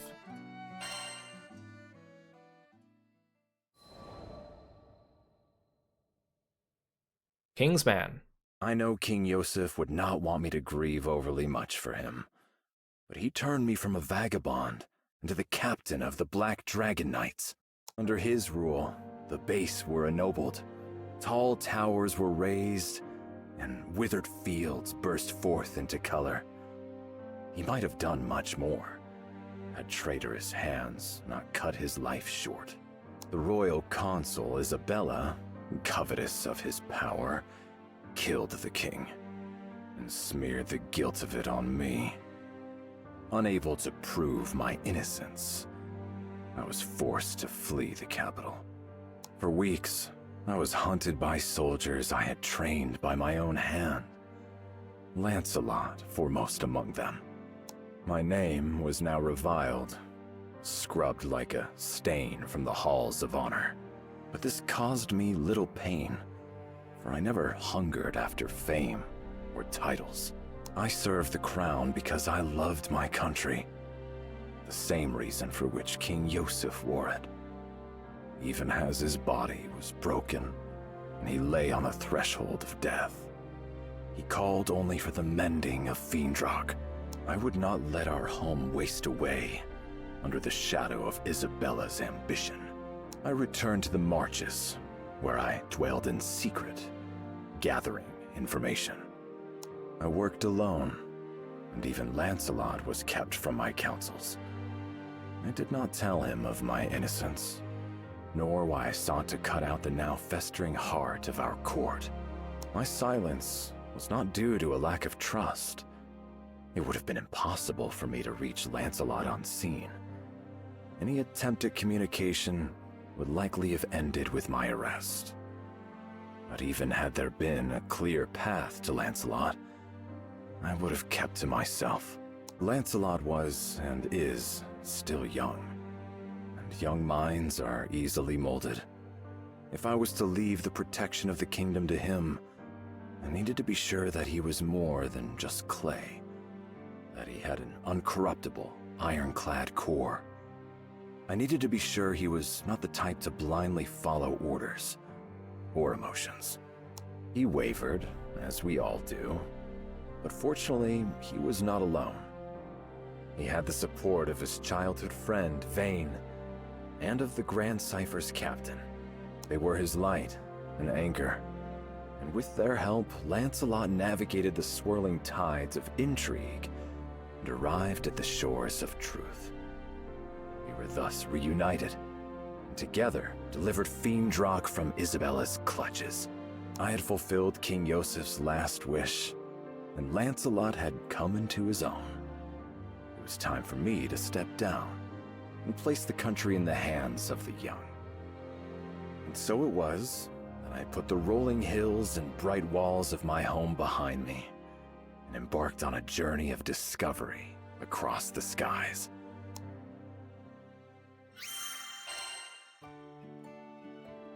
Okay.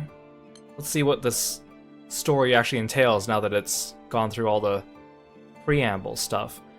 Episode 3, Military Intelligence. Siegfried's fall from grace begins when he's framed for regicide. Despite being labeled as a fugitive, his fire to settle the conspiracy continues to burn. Kiro's crew plays a large role in shedding light on the truth. After saving his homeland from certain ruin, he joins the crew.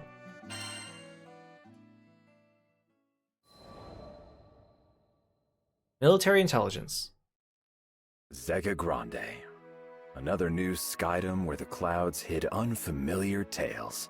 My travels aboard the Grand Cypher have taken me to many far-flung places, where I have found that there is yet enchantment in this world. I've sought after magical seashells with the power to heal kingdoms. I've crossed blades with legendary warriors, and I've heard strains of alien music, which, though strange to my ears, still spoke to my heart. But no matter how far I roam, my thoughts are constantly with the country King Yosef left in my keeping. When we alight in a foreign land, I find myself drawn not to gardens or taverns, but to places of law and order. I am ever seeking new allies for Fiendrock and rooting out her enemies. It must seem like I have a mind of cold iron and steel, driven by thoughts of politics and war. And I have no excuse except to say, once a knight, always a knight. Zega Grande had almost fallen under the sway of Avia. Now, as its people rebuilt, I desired to learn whether their fortresses were stronger. and whether any dark shadows still haunted their streets. Wait, that's it? I thought that was at least gonna be like the beginning of an actual... I mean, I guess Percival's story was kind of like that too, where like, it didn't really have much starting up until episode 4.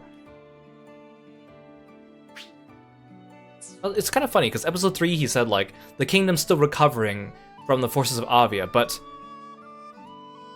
the only prerequisites for this Fate episode is character level 10 and finish episode 2. This one is the one you need to beat Managarmer. So you might not even be at the place in the story at this point where you've even been to Seed Hollow or even encountered Avia. That's kind of interesting. I mean, it'd be hard to make... Otherwise, everyone's story would start in Folka and end up being about Folka, so I guess that makes sense. Episode 4, Seed Hollow's Armed Forces.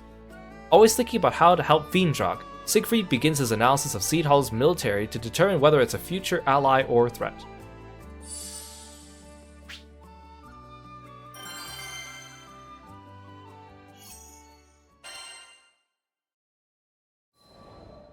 Oh, I like how Vern's with him.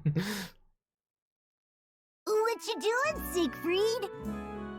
Vern appeared at my shoulder one day as I was walking through Seed Hollow. I'm gathering intelligence. The dragon wrinkled his snout. Man, you're a workaholic. He wasn't incorrect. I did want to lay aside responsibility and stroll unburdened in the sun, but I couldn't rest easily when duty called. Yeah, Vern's name, because in Japanese he's just V, but then they spell it like this, V-Y-R-N in the English translation, but I think that makes more sense. I think in English it sounds better as Vern than it does as V. Yeah, a lot of, if you've played Granblue Versus or Granblue Relink, a lot of the names of locations and the way they pronounce them is I wouldn't say much different, but it's different than the way they pronounce it in Japanese, which some of it I can kind of understand, but then some of it I still kind of prefer the Japanese pronunciation. Like, I prefer them saying Fantagrand Skydom instead of Fantagrande. Or I think the worst one is August Isles, but in English they say Auguste Isles. Or the Erst Kingdom, they call it the Erste Kingdom, and I don't like that. I mean, I kind of get why. I understand with the E on the end of the words, and it's kind of like, you know, from its roots and the way it's written, but I prefer, you know... I think Fiendrock makes sense though, because in Japanese when they pronounce it, they're putting a Japanese pronunciation on it. So when they say Fiendorake, like it's like they wouldn't call it that in English. You would not call it a Fiendorake or whatever. So that makes sense to me, but I'm still not used to all the location pronunciations. Hey, what have I helped? 2 weeks are better than none. Vern was indeed light and fast, but I found it easier to scout alone. Ugh, come on! I know how to handle myself! You certainly do. If anything, I felt that the captain, Lyria, and Vern were strong beyond their years. That they had been forced to grow up too fast. All right, Vern, be my guest. Finally, something to do! Agent Vern is on the job! Vern twirled deftly in the air. So, what exactly is the job? What kind of intelligence you looking for? It's a little abstract. I would like to learn about the values of this country. Why it was founded, for example. Or what would cause its people to go to war.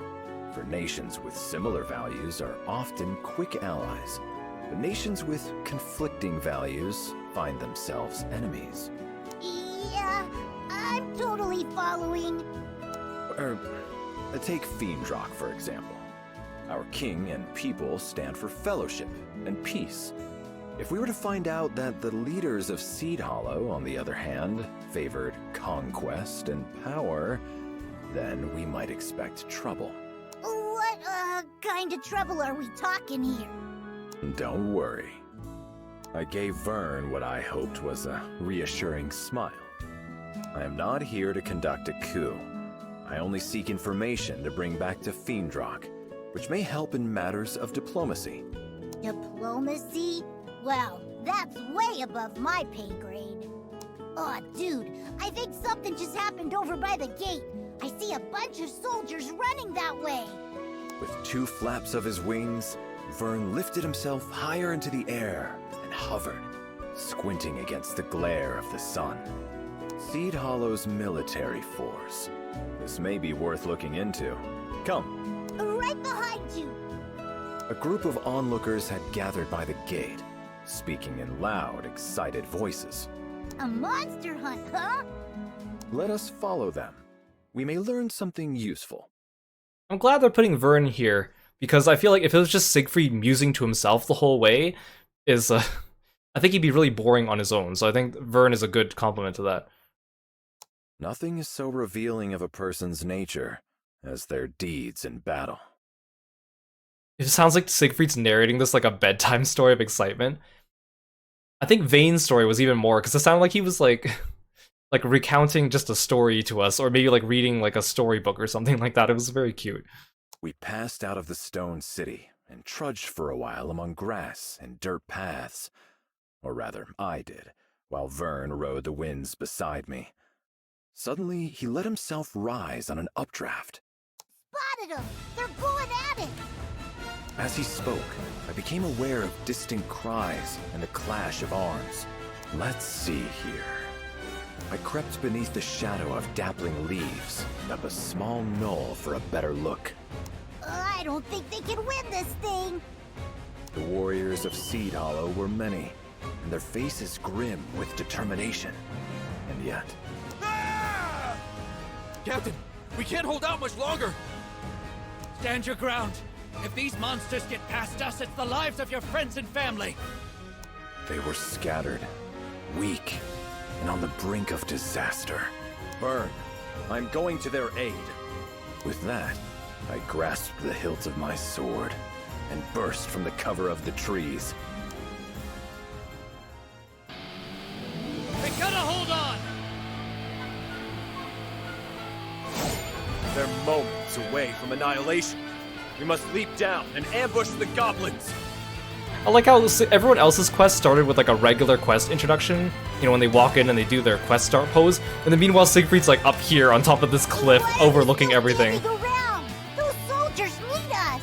Goblins, come and face me! The hell are you?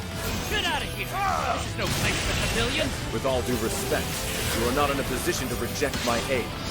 Focus on keeping yourself safe. Alright, fine. That sword of yours better not just be for show. How is he mowing down all these half-breeds? Hey Kieran, welcome in! I'm gonna wrap up this battle, and I'll say hi to you guys. He's dancing circles around the half-beasts. Yeah, I can see that. Stop gawking and tend to the wounded. We're gonna Actually, this might be a good place to Got monsters coming in from above! pause. Actually, there we go. Hey Kieran, welcome in everyone. Thank you so much for dropping by. How are you doing today? Let's write you a shout out.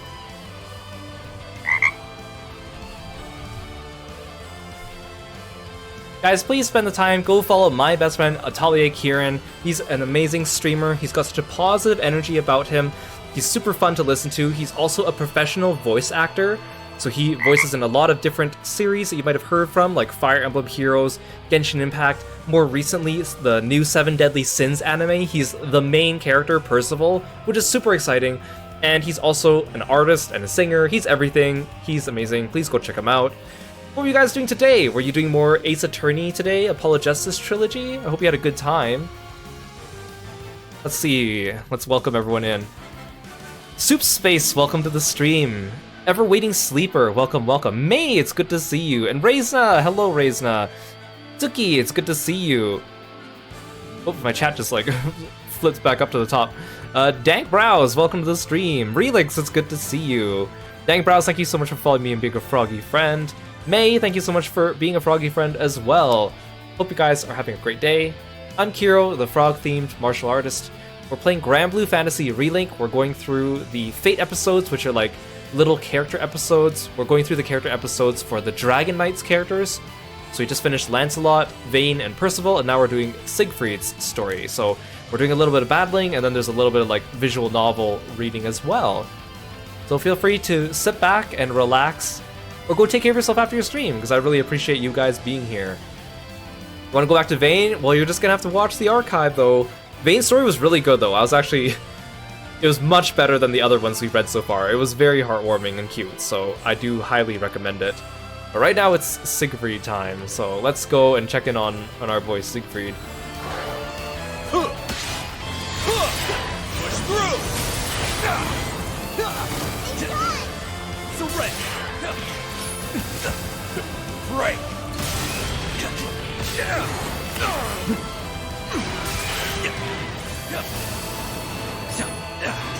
Get down here, bird! Is coming. Quickly, get to safety. Bad news. Goblin soldier marching this way. There's no way he can handle that alone. Who's still got juice enough? Back into the fray! No, stay put. I'll not be able to win with you as a burden. Look. Shield guys are so annoying.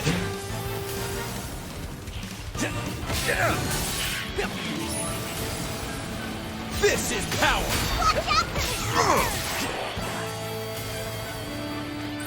Get over here.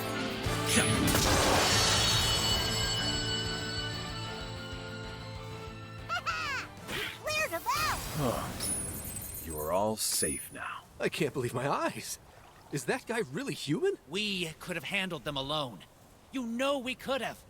Think of how hard we've trained.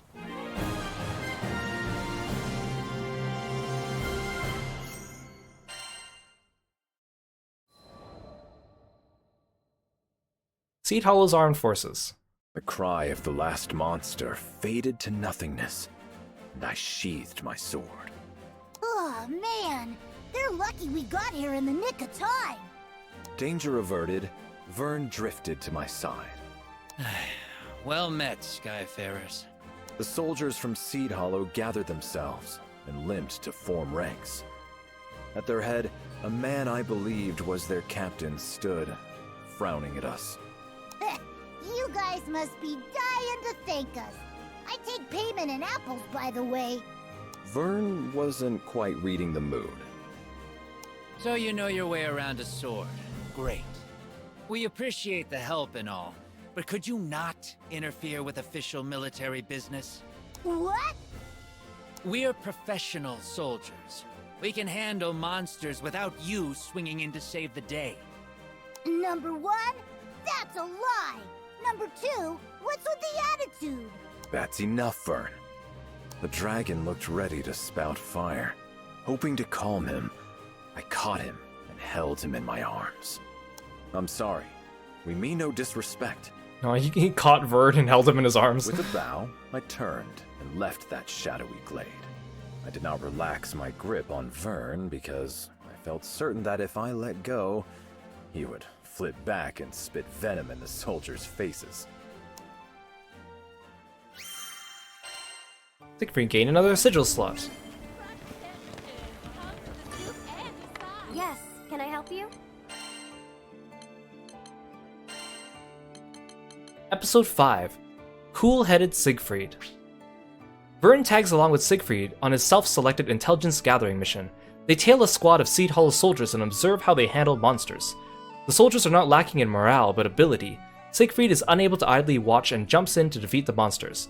Vern grows indignant when the soldiers complain of Siegfried's meddling, but Siegfried apologizes and takes his leave.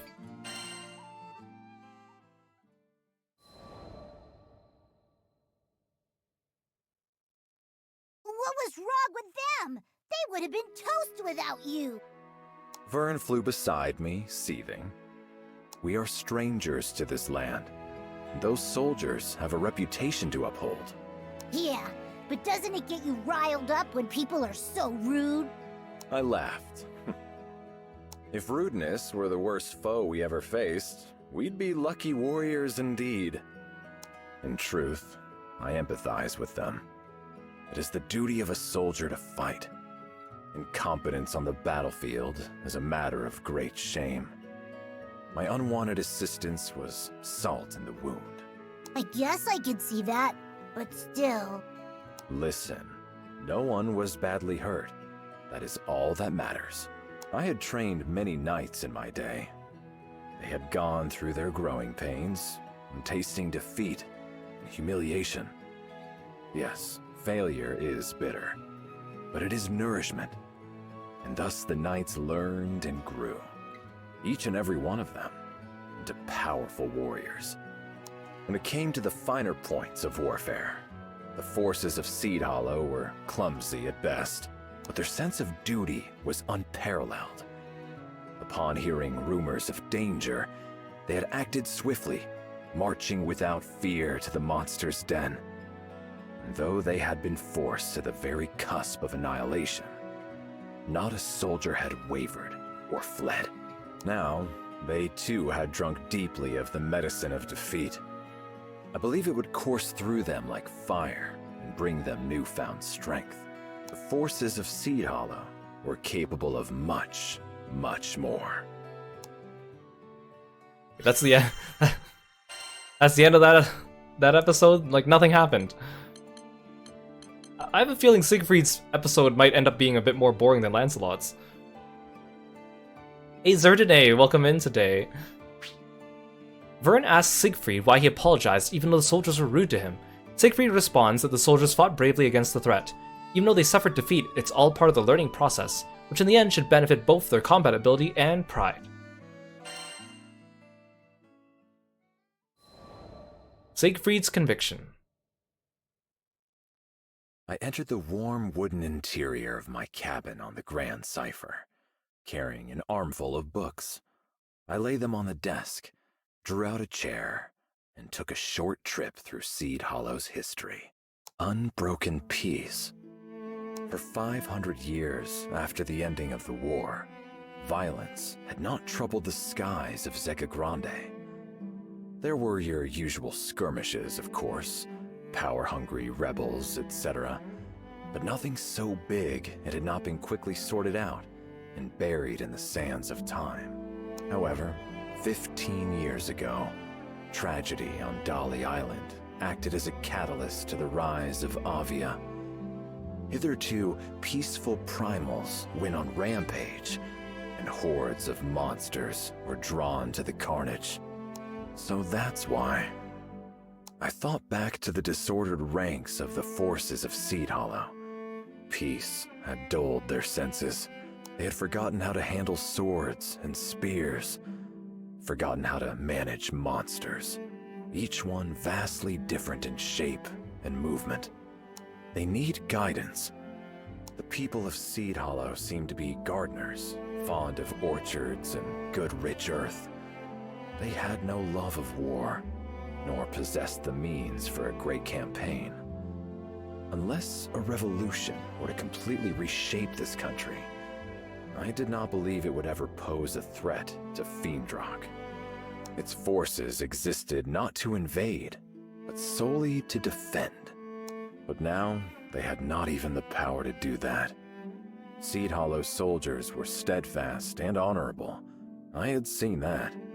But they no longer knew how to protect their land. I had come to admire the delicate flowers and many bowed trees that flourished in this clime, and did not wish to see them trampled under a monster's claw or an invader's boot. I could offer Seed Hollow's forces counsel, but I would have to tread carefully. After all, I was a foreigner, and a former captain of knights. One misstep, and I could forever sour the relations between Seed Hollow and Fiendrock.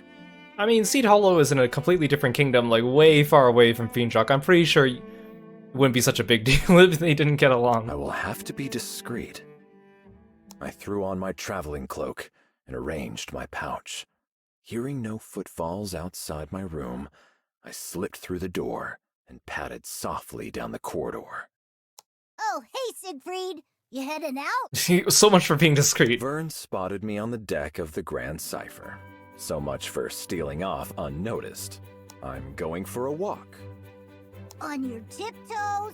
No way, man! I bet you're going on another one of your secret missions. Though small, Vern had inherited the legendary wisdom of the dragons. Guilty as charged. But the fewer people who know about it, the better. Can you keep this from the others? Yeah, he caught Siegfried sneaking off to go become Batman. Come on, Siegfried. We all know know you won't yak for truth and honor and justice and all that. If you're gonna disappear, you should at least tell your captain. My butt'll understand. I could find no objection. It seemed that all the adventures Vern had been on, all the grand and wondrous things he'd seen, had sharpened his insight. Yes, of course. You're right. I followed Vern to the captain's cabin. I have come to ask for permission to leave on a private mission. But I must warn you, if things go wrong, it could spell trouble for the crew. My throat was tight, light nerves, I supposed, and a touch of guilt. The captain did no more than smile and wish me a safe journey. I mean, Captain doesn't have vocal cords, so what else could he do? What'd you expect? We trust you. Fortune truly had graced me with the best of companions. Yeah, this is very much just like Percival's story, but just slightly different because it's Siegfried. You like Siegfried's interactions with Vern here because he's so respectful. Siegfried's respectful to everyone, but I think it's so cute because Vern's just like, you know, a little bit of a brat.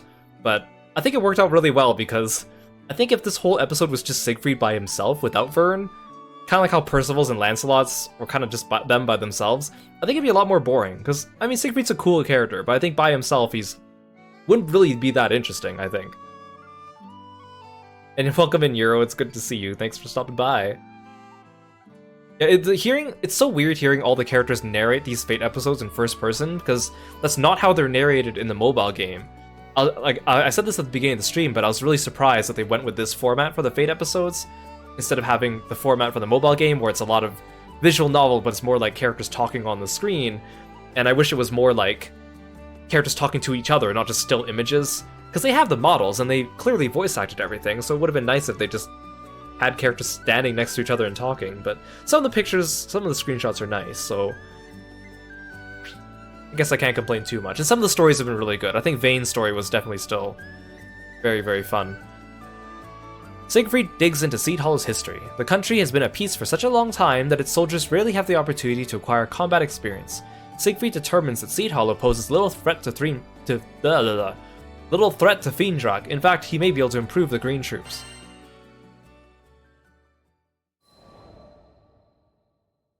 Pulling strings. I strode through the gates of Seed Hollow. So, what you gonna do here? With a dragon on my tail. I would like to ask you the same question. Why did you follow me? Curiosity. What's a cool knight like you always doing when he leaves the Grand Cipher? Oh, curiosity killed the lizard. But no matter. Vern and the captain had offered me their complete trust, so I could do the same in return. Besides, if anything were to happen, I'd be there to protect him. You're welcome to stay, but I am only visiting Seed Hollow's forces again to offer help if I may. Nothing. No, I'm saying that they're not being like the mobile game, because the mobile game there's no first-person narration. It's not just still image pictures in the back. Like, what I'm saying is I wish that they used the format closer to the mobile game and the type of writing. So, I mean, obviously, they wanted the Fate episodes to be similar, but a little different, and they've also been of varying different types of quality. Like, again, I still think that some of them are a lot more interesting than others, but that could be a multitude of factors. I still think it would have been better if it was visual novel, character portraits talking to each other, instead of this, but I'm just not used to the first-person narration. Like, I think prose is a fine way of writing, but I don't think it suits this type of narration style, but we'll see. Mostly because some characters just make better narrators than others. Like, Vane was a very interesting narrator. Percival was very verbose and dry and boring to listen to. So, I feel like not all the characters are good narrators. And these are long, too. Sounds like something my bud would do. But I thought you were gonna leave them alone, to help them save face or whatever. Like, a lot of my friends just, skipped all these Fate episodes and told me they were boring. And then when I started them, I immediately understood why. I was like, oh, that's why you skipped them. I was, but I realized that, in the end, the safety of the people is too heavy a price to pay for pride. That's fair. No offense though, Siegfried. Your way with words is a little, special. So I'll just come along and do the talking. I am glad they put Vern in this one, though. 20 minutes later, Vern and I were in the heart of Seed Hollow, watching its soldiers scurry about like mice. 500 years of peace has truly taken its toll. Seed Hollow's forces had become only an army in name. In truth, the military affairs of the country were run by Zothba, a civilian and information broker. Everyone took orders from him.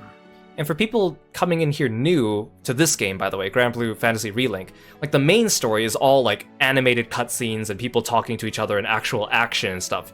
The only section that is the visual novel stuff is just the individual character fate episodes. So the whole game isn't like this. It's just this part of the game, which we kind of left for last. Dispatch from Zothba. We got a lost child on our hands. Everyone, split up and search for the mother. Yes, sir! Man, you ever just get lost and have a whole army look for your mom? Vern hovered by the branches of a tall oak, surveying the commotion with shining eyes. It is important to serve your people in times of concord as in times of strife. But I fear they have lost sight of their true duty. There is a saying, it is better to be a warrior in a garden than a gardener in a war. Peace should never so lull a nation that its defenses are abandoned and its soldiers turned into clerks and errand boys. Captain, new orders just came in. We're being sent to clear a horde of goblins camped right outside the city. Now these errand boys faced hordes of monsters who had been roused by Avia's machinations. 500 years of stillness, nature, and peace gone. All at the whim of a madwoman. You hear that, troops? Prepare for battle! Drive those goblins away from our homes! Yes, sir! They sure got bark. Problem is, they ain't got bite. Are you worried about them? Aren't you? You saw them get their butts kicked into the next Skydom just a few days ago. I did, but failure is the mother of success. I readjusted my gauntlet and shifted my sword on my back. This is a chance for them to grow. I'll make sure of it. You are going to grow. This is a threat. Episode 8. A little help from the shadows. Siegfried and Vern resume surveying the Seed Hollow soldiers, who operate more along the lines of a militia than an army. When the soldiers set off to exterminate goblins, Vern is worried, but Siegfried thinks this will be a good learning experience for them. Because also, I guess another reason why they put Vern in this one too is because there is no named NPC here. Like, at least when Percival did his, we had Douglas. But here it's like, they're not even really interacting with Siegfried. Okay, let's take him on.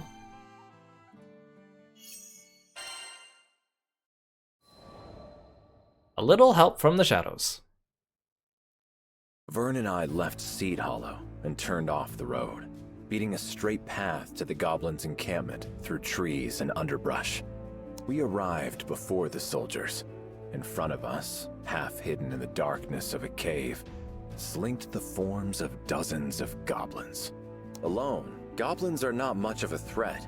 When they're allowed to form hordes, Oh, I know all about those smart little suckers. They can plot stuff and coordinate and everything. I smiled. Vern was as much of a veteran as I was. Like, he's so respectful to Vern, I love it. So earlier, you sounded like you were gonna help these soldiers out. What exactly have you got planned?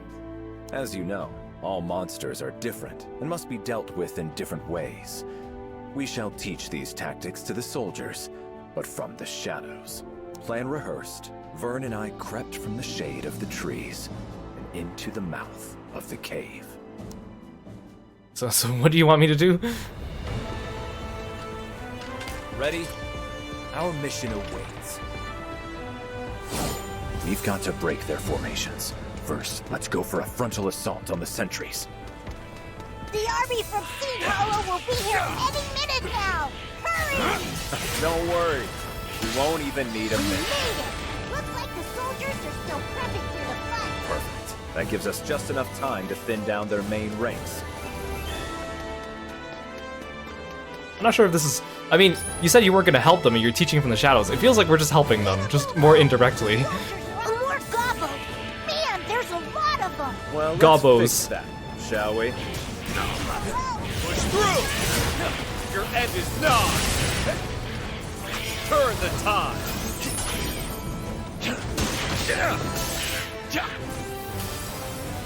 I can't believe they had so large a force.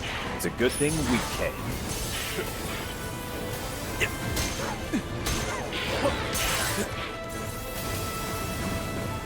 Ready!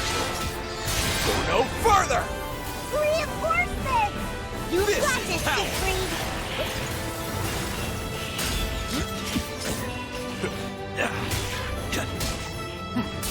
I like how it's a rearrangement of Platinum Sky, too.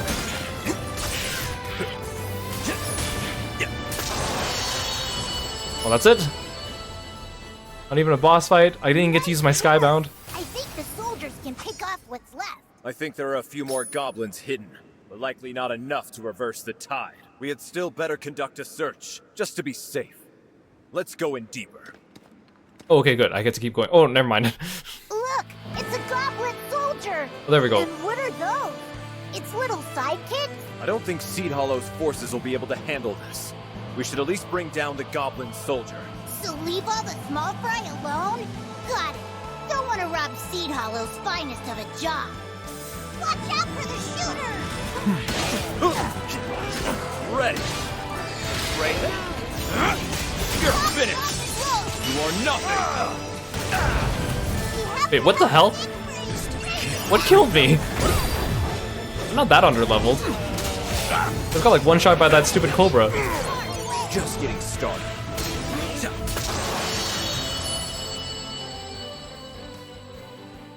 Well, I think we're done. Look at the ground at my feet. The army from Seed Hollow should be capable of handling the rest. All right, let's head deeper in.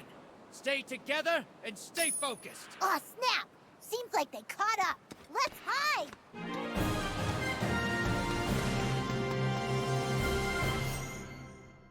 That was interesting. Look at this picture, this shot here. Holy Bahamut! We did it! The day is ours! Good work, troops! Vern and I crouched behind a craggy boulder and watched as the soldiers strode about the battlefield. Not a goblin was left. The voices of the triumphant rose up and resonated about the high, cool walls of the cavern. All went well. I guess, but those soldiers took a heck of a beating. Vern perched himself on top of the boulder, head cocked to one side. They will continue to grow. They have experience now, and what's more, confidence. They will learn to keep their wits about them in battle, to observe the enemy, and strategize. I don't know if that'll make them grow. It sounded more like you just made the fight easier for them, so now they're overconfident, and the next time they're gonna go into something that's in over their heads. If you're sure, there's something I've been wondering about though, Siegfried. You didn't have to help these people. You're not even getting paid for this. So why go through the trouble? Night Sai, thank you so much for stopping by the stream. I laughed softly. I think you already know the answer to that riddle. Because everything good in this world is worth protecting. Siegfried gained another sigil slot. Yeah? Come to view the requests?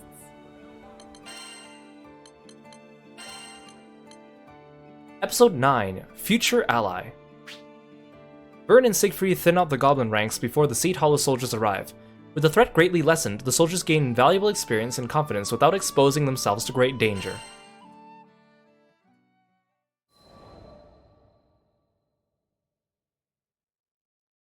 "3 days after the victory in the caves, Vern rushed into my cabin. Dude, he's here! The captain of Seed Hollow's army is here! Here, on the Grand Cipher. My eyebrows drew themselves together. I was quite certain we hadn't been seen. Do you think he figured us out?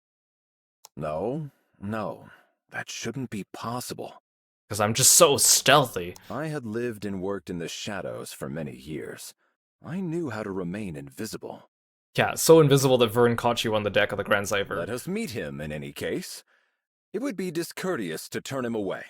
Agreed. We're lots of things, but rude ain't one of them. Vern led me to a spacious room on the Grand Cypher, where our guest sat perched on the edge of a comfortable chair, his hands upon his knees. He stood up quickly when we entered. It's, been a while. He wouldn't quite meet my eyes. As the young man swallowed rather loudly, I recalled his last words to me. We can handle monsters without you swinging in to save the day. It has. I still regret my actions in the forest. Is that what you've come to talk about? No. He shook his head vigorously. I'm here to thank you. You saved my life and the lives of my comrades. So, our presence had been noticed. I swept my cloak back in a deep bow. I apologize for interfering yet again. Oh, no. Please, stop with the apologies. You're just making me feel worse. Listen. He explained. 3 days ago, Seed Hollow's army had been called upon to drive back a horde of goblins. He had marched his company there with a heavy heart, expecting great losses. But to his surprise, when they emerged from the goblin den, they were not missing even a single soldier. Goblins are intelligent. They post sentinels and form ranks, just like we do. Sword fighters and shield bearers in front, mages in back. Any battle with them should have been tough and bloody. Yet these goblins had no set sentries, and their forces were meager and scattered. Even the large beasts the goblins kept in reserve had been terribly weakened by the time Seed Hollow's forces reached it. But what could have worn it out like that? A night of partying too hard? No. Someone had to have helped us, and luckily, I had an inkling who. Now he raised his round, earnest face and looked straight at me. There was this knight who'd saved my troops before. He wore jet black armor and carried a crimson sword. Yeah, no way you'd forget that getup after seeing it once. Vern peered down at my armor. It was matte black, so I could slip by in the night unseen. But I suppose outlined against the light of the sun, it cut quite a distinctive figure. One thing for you should have worn camo. Full camouflage. The rest really wasn't that difficult. Went with that description to a merchant who deals with a lot of foreign traffic, and learned about a former knight captain. I see. Years away from the battlefield had dulled the army's swords. This I already knew. But now I realize it had allowed them to build rapport with their people, winning them trusted eyes and ears throughout their country. If anyone should be apologizing, it's me. Before I could stop him, he went down on one knee. That day in the forest, I was frustrated and ashamed by the weakness of my troops. So I took it out on you. I'm sorry. You saved my soldiers not only once, but twice. And the second time around, you even made sure we learned from the experience. I really don't know how to make it up to you. Did he really make sure you learned from the experience? Vern and I looked at each other, surprised by the sincerity in his voice. Your kind words are more than enough, and your forgiveness. The young man opened his mouth, but I shook my head. Whatever the circumstances, I still trampled your pride underfoot. What's pride when compared to life? To speak the truth, I thought Seed Hollow's forces poorly trained and disorganized, from an outsider's perspective at least. By placing a hand beneath the man's elbow, I silently bid him rise. But I see now that you have strength and wisdom that was hidden to me. With you in command, I have no doubt your company will go on to accomplish great things. That means a lot, coming from you. He smiled, the tension melting from his frame. But the fact remains that I let my soldiers get out of practice. You've helped me realize a lot these past few days, and I promise, we'll train harder than ever, make up for lost time, and become the defenders this country deserves. Good. Never stop believing in yourselves. Seed Hollow. a land of gardeners who derive joy from the bounty of flora and the simplicity of peace. Though they were no longer the mightiest of warriors, they were by no means weak. No more than the wildflower, who holds aloft its petals in dry soil and through battering storms. And like wildflowers, they would continue to grow and flourish. Though Seed Hollow is a small country now, perhaps in time, it will rise to become a mighty nation. When that day comes, it surely will make a valuable ally for Fiendrock. I did this all for political reasons.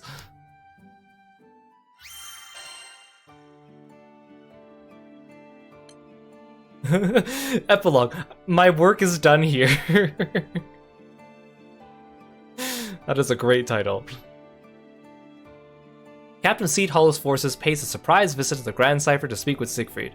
The captain thanks Siegfried for his help, as well as apologizing for his previous rudeness. He recognized that his soldiers had been saved while still gaining experience. During this assessment, Siegfried expects great things from Seed Hollow's military. Oh, there's Rackham and Lyria. Hey, is it just me, or have we been getting less monster hunting missions recently? We, as all Skyfarers, were used to shouldering the quests of greatest peril, as we've seen more combat than most standing armies. However, though Zega Grande was as plagued by monsters as ever, we'd had a quiet few days. I think I can explain. Lyria raised her hand, eager to impart valuable intelligence. Apparently, Seed Hollow's soldiers have been super on top of things lately. A monster appears, and before the Crew Alliance can even draft up a mission, they get in there and solve the problem. Good for them, but less work for us means less jingle in our pockets. Vern drifted to me from across the room, and positioning his snout by my ear, spoke in a whisper. Guess they really got their act together, huh? It would certainly seem so. I looked up at my small comrade in training. We exchanged a secret smile. Well done, troops. Well done. Seed Hollow evaluation. Have a nice day. Let's check out our new archive. Evaluation of Seed Hollow and its armed forces.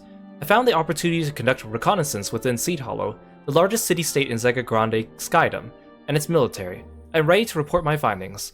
Seed Hollow's principal industries are agriculture, specifically horticulture, and mining. The nation has enjoyed a long period of peace, thus its military strength is still emerging. Nevertheless, each soldier is ready to give their life in defense of their homeland. The cheerful disposition of the citizens reflects their trust in their protectors. I, Siegfried, attest with conviction that Seed Hollow poses no threat to Fiendrock. It is my personal recommendation that we establish diplomatic relations at once to exchange resources and personnel for the benefit of both nations. Thank you, Mr. Batman. Hello there. So I think Siegfried's episode, like up until that second last episode of his, I thought I had a lower opinion of it. I thought it was kind of worse than Lancelot's, because it was like he was only like indirectly working like with the NPCs. He wasn't really like directly interacting with them too much. The only real saving grace was that Vern was there to kind of be like to bounce ideas off of Siegfried, so he's not just talking to himself. But that last scene where the soldier comes and thanks them on the Grand Cipher did a pretty good job of wrapping things up pretty nicely. So I thought that maybe I would give it like a 4 out of 10, but that last scene maybe elevated it a little bit. So maybe a 5, maybe a 5.5, mostly because of the Vern. I think Vern is the extra 0.5 there. So marginally better than Lancelot's.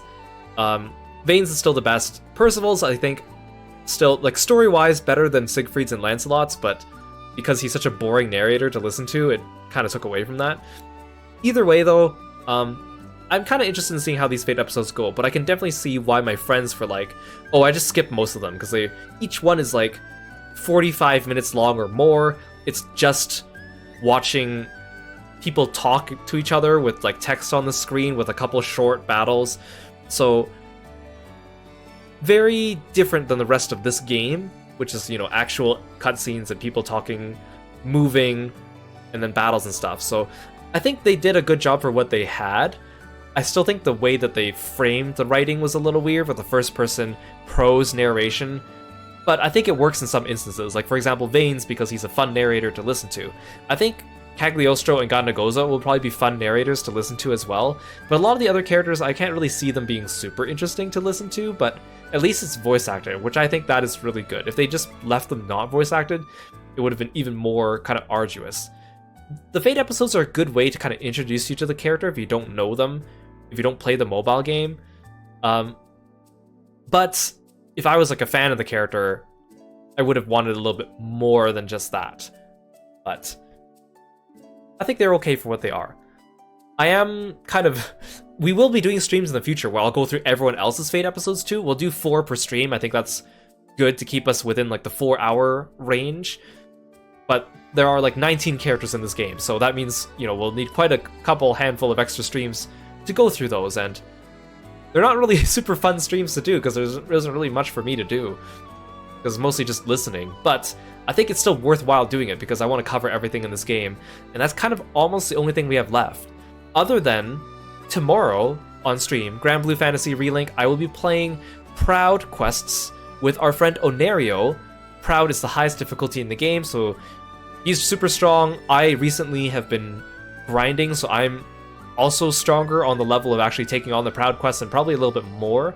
So we'll do those on stream tomorrow. Again, if you're watching this on YouTube, the videos are going to be a little bit out of order because I want the Fate episodes to be after the Proud quests, but it'll still make sense. The rest of the week will mostly be a mix between Persona 3 Reload and more Granblue Fantasy Relink. I'll do the other Fate episodes of the characters and maybe a little bit of grinding as well. So we'll cover everything there and finish up this game before Final Fantasy VII Rebirth. We probably will not be finished Persona 3 Reload by then, but that's okay, because we can take our time with that one. Yeah, thank you everyone for coming by. Thank you for all the new follows. Thank you for the raids. I really appreciate it.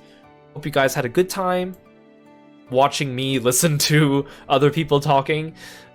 Let's do a raid, and let's see who's available right now. Looks like... Let's see...